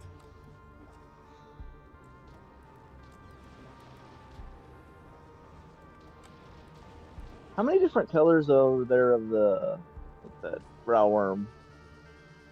Like 8 or 9. Alright, so you need 4 eggs. Yeah, get all 4 the colors? turn-ins to get them. Yeah, something like that. Pretty close. Jesus. So 4,000 points. Yeah. Which I think is what Valars is trying to do, because he has been non-stop with his T-maps. What's he trying to do? I think Get one of Valars is every trying color. to collect all the colors. All the colors, gotcha.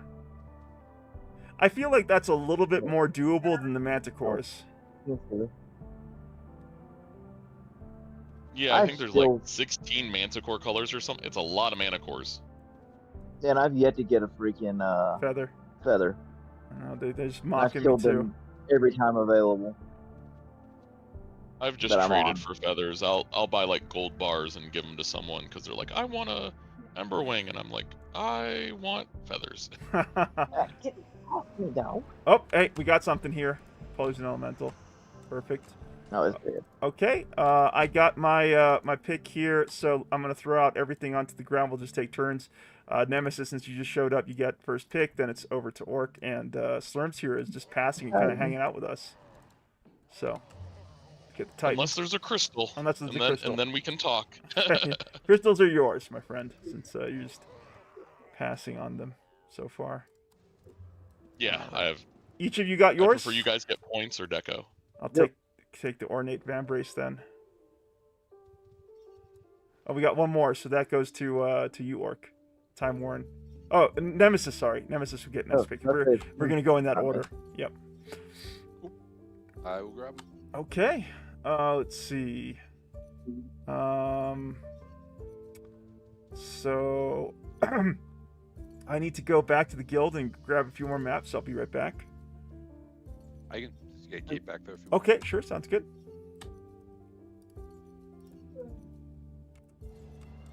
There's the gate. Off we go.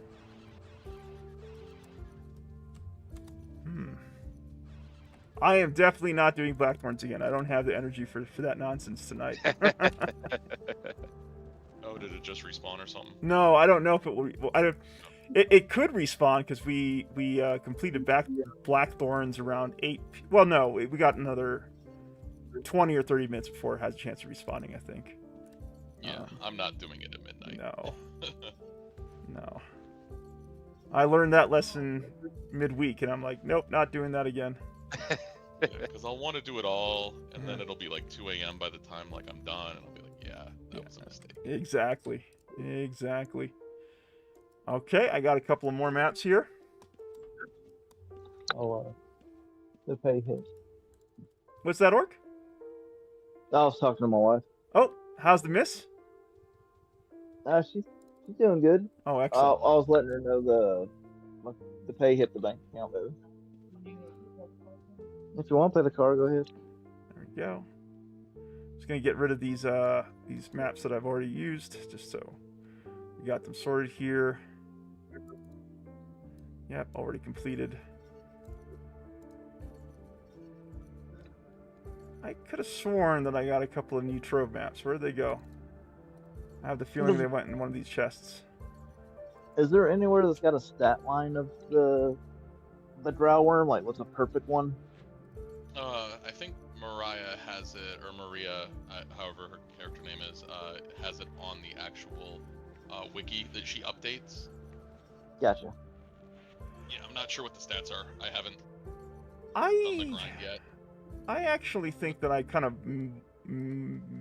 messed that up. Let me go back in and get those maps. What the heck? I could have sworn I pulled it out. Yeah, apparently the draw worms are more powerful than the mana cores, but the mana core special attack makes it a unique thing. So like people are speculating once they level up, you know, or whatever you train them on production, if it's the draw worm that'll be more powerful than the mana core.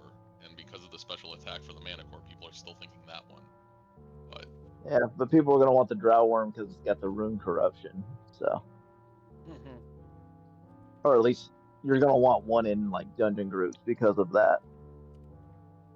yeah, kind of like how you want to put Chixo here or whatever for the debuff as well. Okay. Hey. Interesting. It looks like the location's in the water a little bit. It's Vesper, but like across the water from Vesper. That's interesting. Yeah. You think that chest is accessible? Oh, it's definitely accessible. Okay. It's on the beach. Gotcha. But it's a run. Like maybe Minok and then go east. Yeah, we could do that. Do we have a gate to Minok here? I can make that happen. Yeah.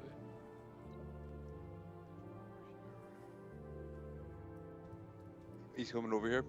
Sure. Hi, Freya. Freya.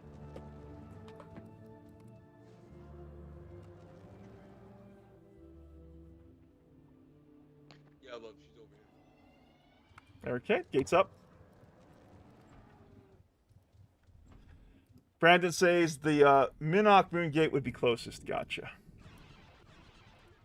Thank you, Brandon, out there in the Stygian Abyss. I appreciate you keeping us company. Where the heck are we? Okay, I see.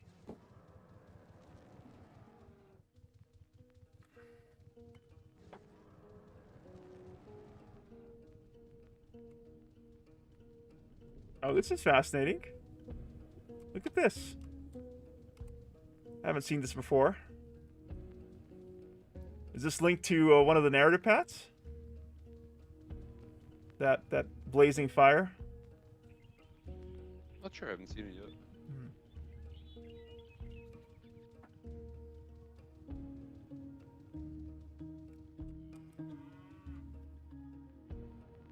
I hope when season 2 comes out, they let us have bigger houses. I gotta feel like that's their biggest complaint. If they don't, I'd be really shocked. I also would like to see them link player housing to the crafting system in some shape or form to, you know, just again give crafters a little bit more purpose. Couldn't it be up here, like in this area? It's right where I am, right over here. Oh, okay. Let me just get my my Emberwing back. Good old Deathwing. But yeah, I believe in one of our player roundtables, I forget who it was, how it came up in the conversation, but someone did suggest that we explore the idea of linking player housing or elements of it to crafters, and I thought that's a great way to make crafters useful. Useful. Yeah, that'd be awesome. What? No, that wasn't the right one. Or give crafters the ability to craft the house, you know, like in the old thought style of like crafters building houses, like the lumberjack or something like that, collecting and exactly. They could definitely do some fun stuff with that. And as the Kongi levels up, you can get bigger houses, then therefore making a gold sink. There you go. I also like the having idea of bigger people- houses linked to the Kongi as well. Absolutely. Big. Yeah. Okay, here we go. Here we go. Move north. Move Where north. you guys at? Move north. I could I don't know use how I always lose you guys. work. All right, Nemesis, you're calling targets for us. All right, do Titan. Sure. Okay, after Titan. All right, let's do. Yeah, you got that. Let's do Blood Ellis. We're gonna fight it out here. Okay. Okay. Guess we are. Ouch. Bloody Ellie's down. What's next, Nemesis? Second Blood Ellie? Another Blood Elemental. Okay. Yeah, do that. Got you. All right, let's do the Greater. I can't move. I'm in trouble. I gotta throw down you okay? here. I'm gonna throw down my whole backpack. There we go. Oh, you heavy? Yep. I got you. Hold on. Greater Dragon. On the Greater Dragon. Yep, Greater Dragon. Yep.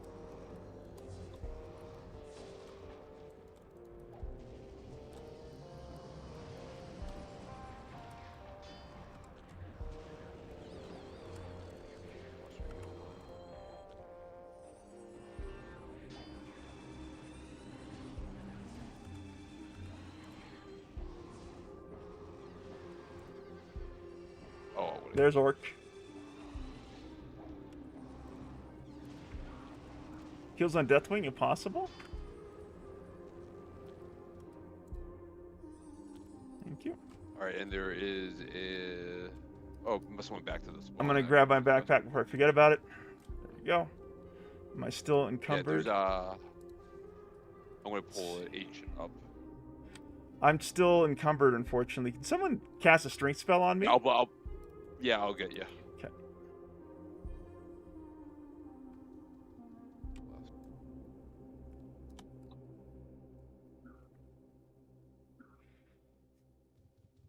Thank you, Slurms. Oh, there we I go. was trying to dispel it. Yeah, I was Oh, trying to gotcha. do the one and then the other. Gotcha, But thank you. gotcha. All right. Ancient Worm next. Yep. Okay. Oh gosh, Deathwing, what are you doing? Taking that Greater. Oh, he was on a Greater. I know. There we go.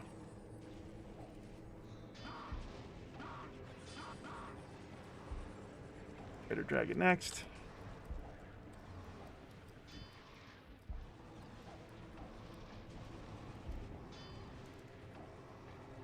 Epic.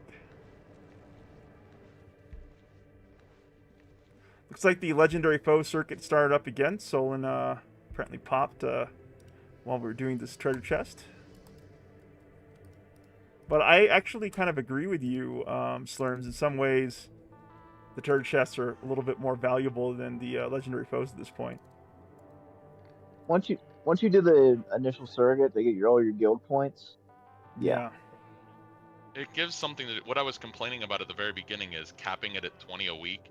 I'm like, if you just are doing it for points and you have your 20 points for the week because you're capped of your total points available, what do you do? And this is what you do, which is awesome. I'm glad it exists. Damn. It says cannot. I'm totally overburdened here. Let me put this in the backpack and the beetle. Sounds like you need to go to town and drop off your gold. I do. All right, let me just see what we have here. Still not even a hint of one of my heirlooms. Holding out hope. Yeah, I didn't get tricky. an heirloom for the longest time, then I got them back to back. So very nice. That's funny. That's inspiring. There is hope.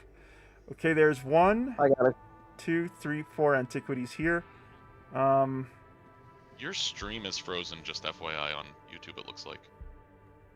It's working on my end. Oh, okay. Maybe that's just me then. Could let I'll me refresh. let me check the yeah, refresh and let me know. You are. I'm frozen? It was just me. Okay. No. Gotcha. It was just me. Good. I was worried that I botched the stream there somehow. Okay, I'm gonna get the enigmatic empty vials of the Fallen Order, whatever, out of the chest, and I'm gonna dump everything else in the ground. So we got Forgotten Plate Mail of a Noble Lineage. We have Arcane Barrel of the First Lords.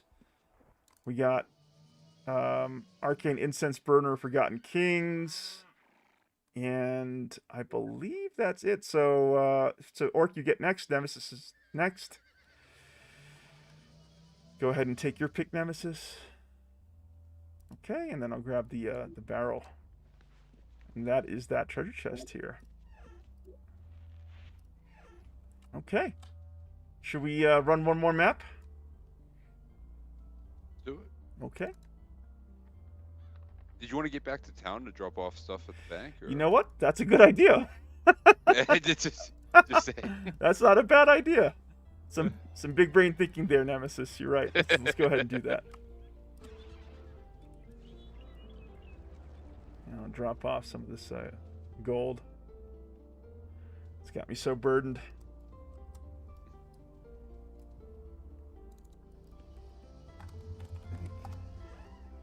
So, anything that you're looking forward to as part of this trip, Nemesis? Or is it really just going to be taking care of family? Taking care of family for the majority of it. So it was supposed to be a family trip with wifey and kiddo, but my mom's been unfortunately she's been in and out of the hospital since January. She's actually in rehab right now. She had really bad pneumonia, and then just a whole slew of different things that happened while she was being taken care of. So yeah, I just gotta get out there and see how I can help. Gotcha. Yeah. You're a good son. Thank you. Yeah, no, it's funny. I tried to persuade them to come out here and stay here, but they're so used to the East Coast. It's fallen on deaf ears. So. Yeah, once you get set in your ways, it's kind of hard to step out of what you're comfortable with.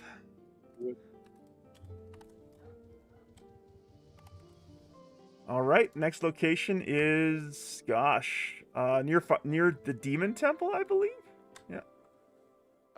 If we go back to the Citadel. Hi, y'all. Hey, Orc. Or do we? Let me see if I have a. If not, I think we have one in the fire aisle. Here. If I can access it right here, so we don't get stuck again. It says inaccessible from there. What are you trying to do? I was trying to access the room books from. Oh yeah, you can't do it from. You got to actually be on, up on that building. Oh, that's kind of a bummer to be honest with you. All right, I'll do it in the doorway this time if I can. So people want to do fire aisle. South. You okay there, Orc? Feeling some pain? Or just tired? Oh, a little bit. That is what it is. Yeah. How are you recovering? I guess I'm recovering all right. Okay. I mean, it's been about a week. It's getting a little better. Surgery.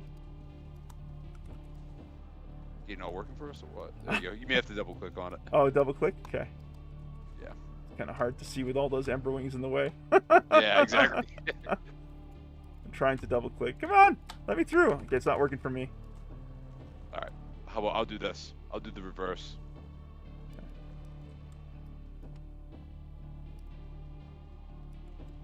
Okay. Yeah, that worked. I don't know why it wasn't working up there. Okay, follow me's. Do you have the undead knowledge there? Wow, brains just died. Wyvern? I do not. Why? Why do you ask? Because that's how you get the undead dragon. Yes. You gotta have undead knowledge. Yeah, I think what I'll probably do, based on everything I've heard from players, a Sidriel seems like something great to, I don't know. I'm mixed feelings. Like I feel like I want to go for Shadowmane just because I have the points for Shadowmane, but I have heard that Shadowmane isn't exactly a blockbuster pet. But it is a 2-slot pet, so it shouldn't be all that powerful, right? Yeah, it's different systems to get Shadowmane. So you can get Shadow Mane and just buy Bone Flare elixirs. Right. Right. I just would need the undead knowledge to be able to tame it, right? Yep. Yeah. Yeah, and that's 100 monster killing points, whatever you want to call them. Right. How many elixirs did you have to go through at the end? I went through 6. That's not too bad.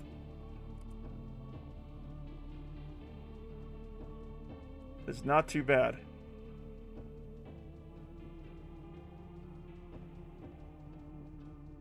Are you north of the Demon Temple? Way north. Way north. Way north. Okay.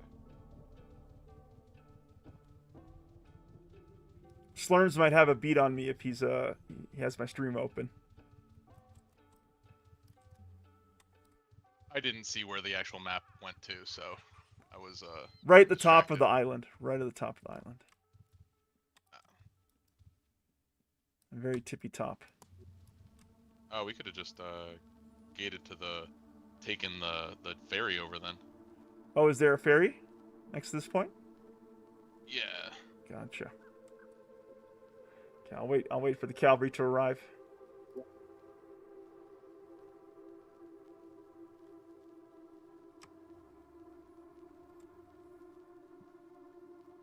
Wow, we just blew through this week.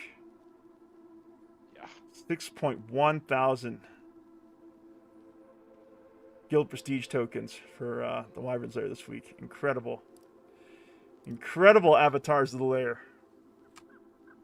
LFG. LFG Nemesis.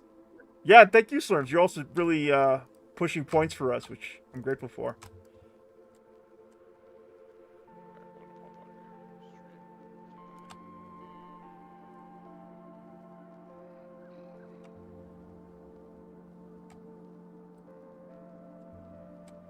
How you guys doing? You on your way? Yeah, I'm trying to figure out where you are.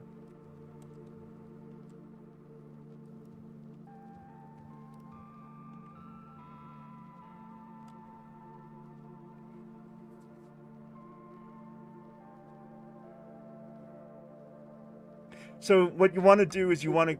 Oh, there's Nemesis. Okay, we got Nemesis here. And then Slurms should be nearby, I'm hoping.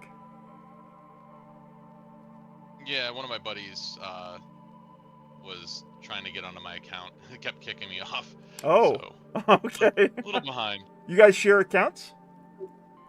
He for bulk order deeds and stuff. Gotcha. I don't care about them that much. Gotcha. Okay. He's... That's cool. And here comes Slurms on Scruffy and Wash Bucket. I love the name of your dragon. We're just waiting for Orc. So Orc, what you're gonna do is you're gonna go past the temple. Oops, did we lose someone? Oh, that was Slurms. So you're gonna go past the temple, Orc. You're gonna hit the mountain there, and you're gonna hug it towards the left, and you'll run into us.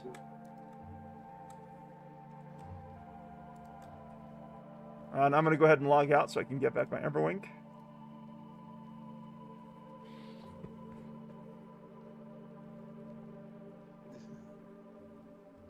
All right. Yeah. Back. Blackthorn just reset. All right. I'll just quickly dig out this chest, and then you guys, if you have the fortitude for Blackthorns, be my guest. But I think this is it for me. So I am a tired wyvern.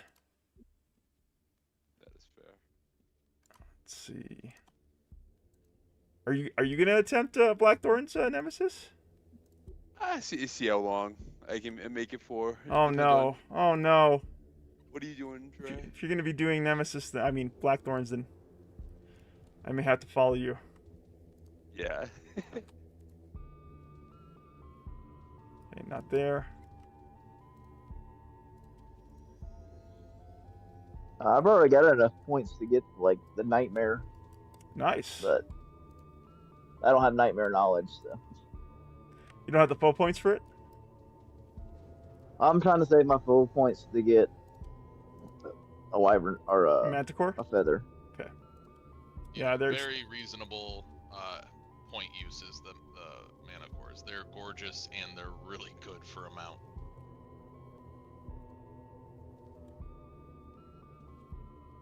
I need to get a time Yeah. where I can just go kill them and tame a couple, because I have two feathers to use. Oh, I just nice. haven't. Yeah. You're a busy bumble beast worms. I'm just trying to figure out which color I'm gonna go for.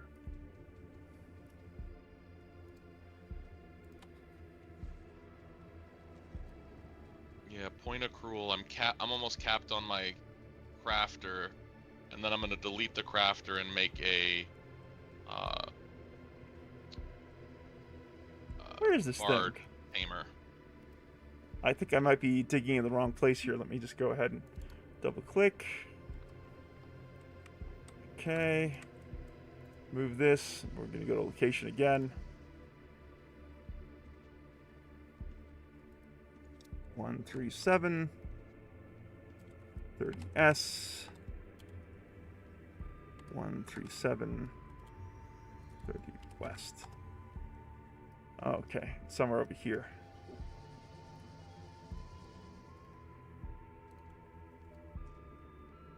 Oh, there we go. Got it now.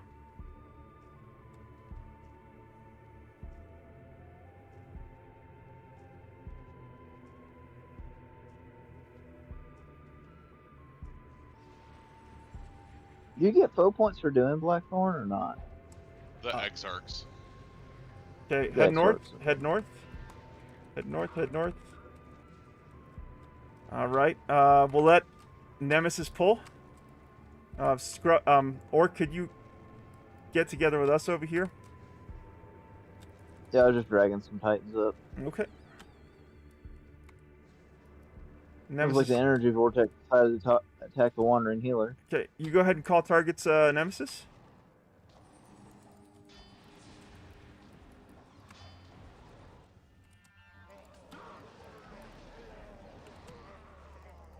Nicely done.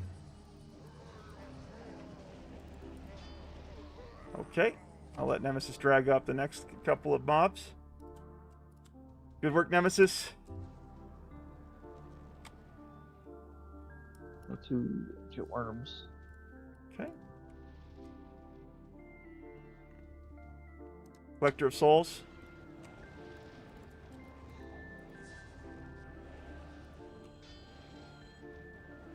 All right. Ancient Worms next.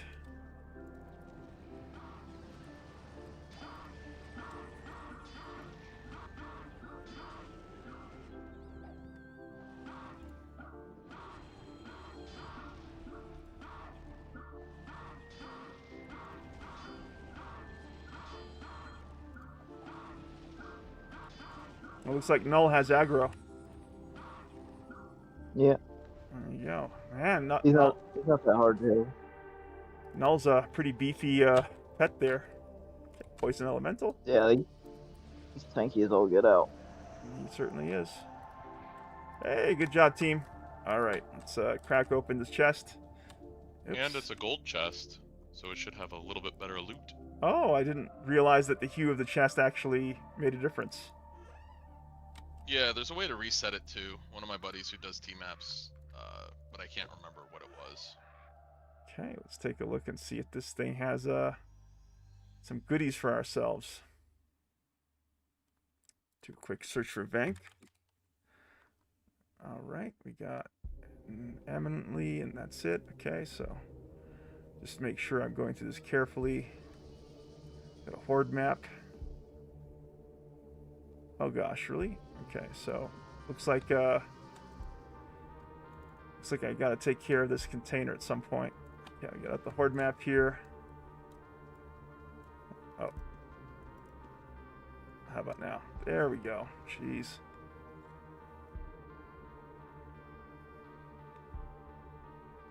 Okay, we have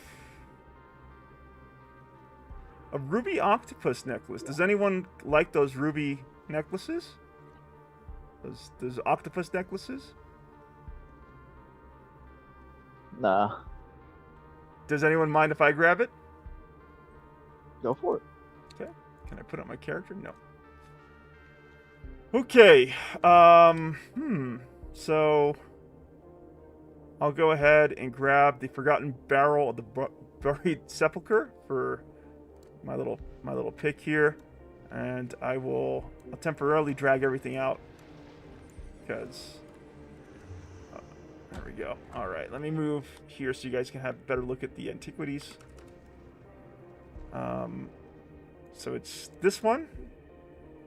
Plate mail of the noble lineage. Who had last pick at the other chest? You. So if that was me, then it's Nemesis next.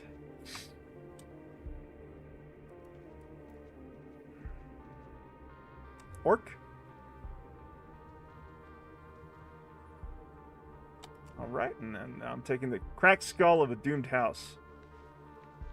And that, I think, will have to be it for me, because I am feeling like a tired wyvern. I pushed to your limit. I pushed to my limit here. I really want to run Blackthorns with you, Nemesis, but I think I gotta call it for an evening. I had a great time with you and everyone else for the session here, but I think I need to go back to my lair and get some much needed rest. Sounds good. Sounds good. But let's stay on here with Slurms and Orc and Argenbarger. They might be hanging out here a while longer. I'm not so sure what their plans are. It's after midnight for me. I think I need to scoot. Argenbarger, I had such a great time with you in Enchantment Fire. Slurms and Mackenzie, always a pleasure. Orc, take care of yourself. And I look forward to catching up with you all soon, either for the next guild treasure hunt or shenanigans during the week. And Nemesis, I know that you're heading out on Tuesday, so hopefully you and I can catch up in the weekend in game a little bit here and there. I hope beat so. me if you're around. Sounds good. Take it easy, folks. Take it easy. And to all those layers into the Stygian Abyss, thank you for hanging out with us. My thanks to Garrus, aka Lizard Flame 1, Shibble, Gone Soulfire. Thank you so much for the $20 tide to the Mega Dungeon. I appreciate your support as a Green Dragon Lair. Brandon Parks and Eat My Jorts. Appreciate you all coming by.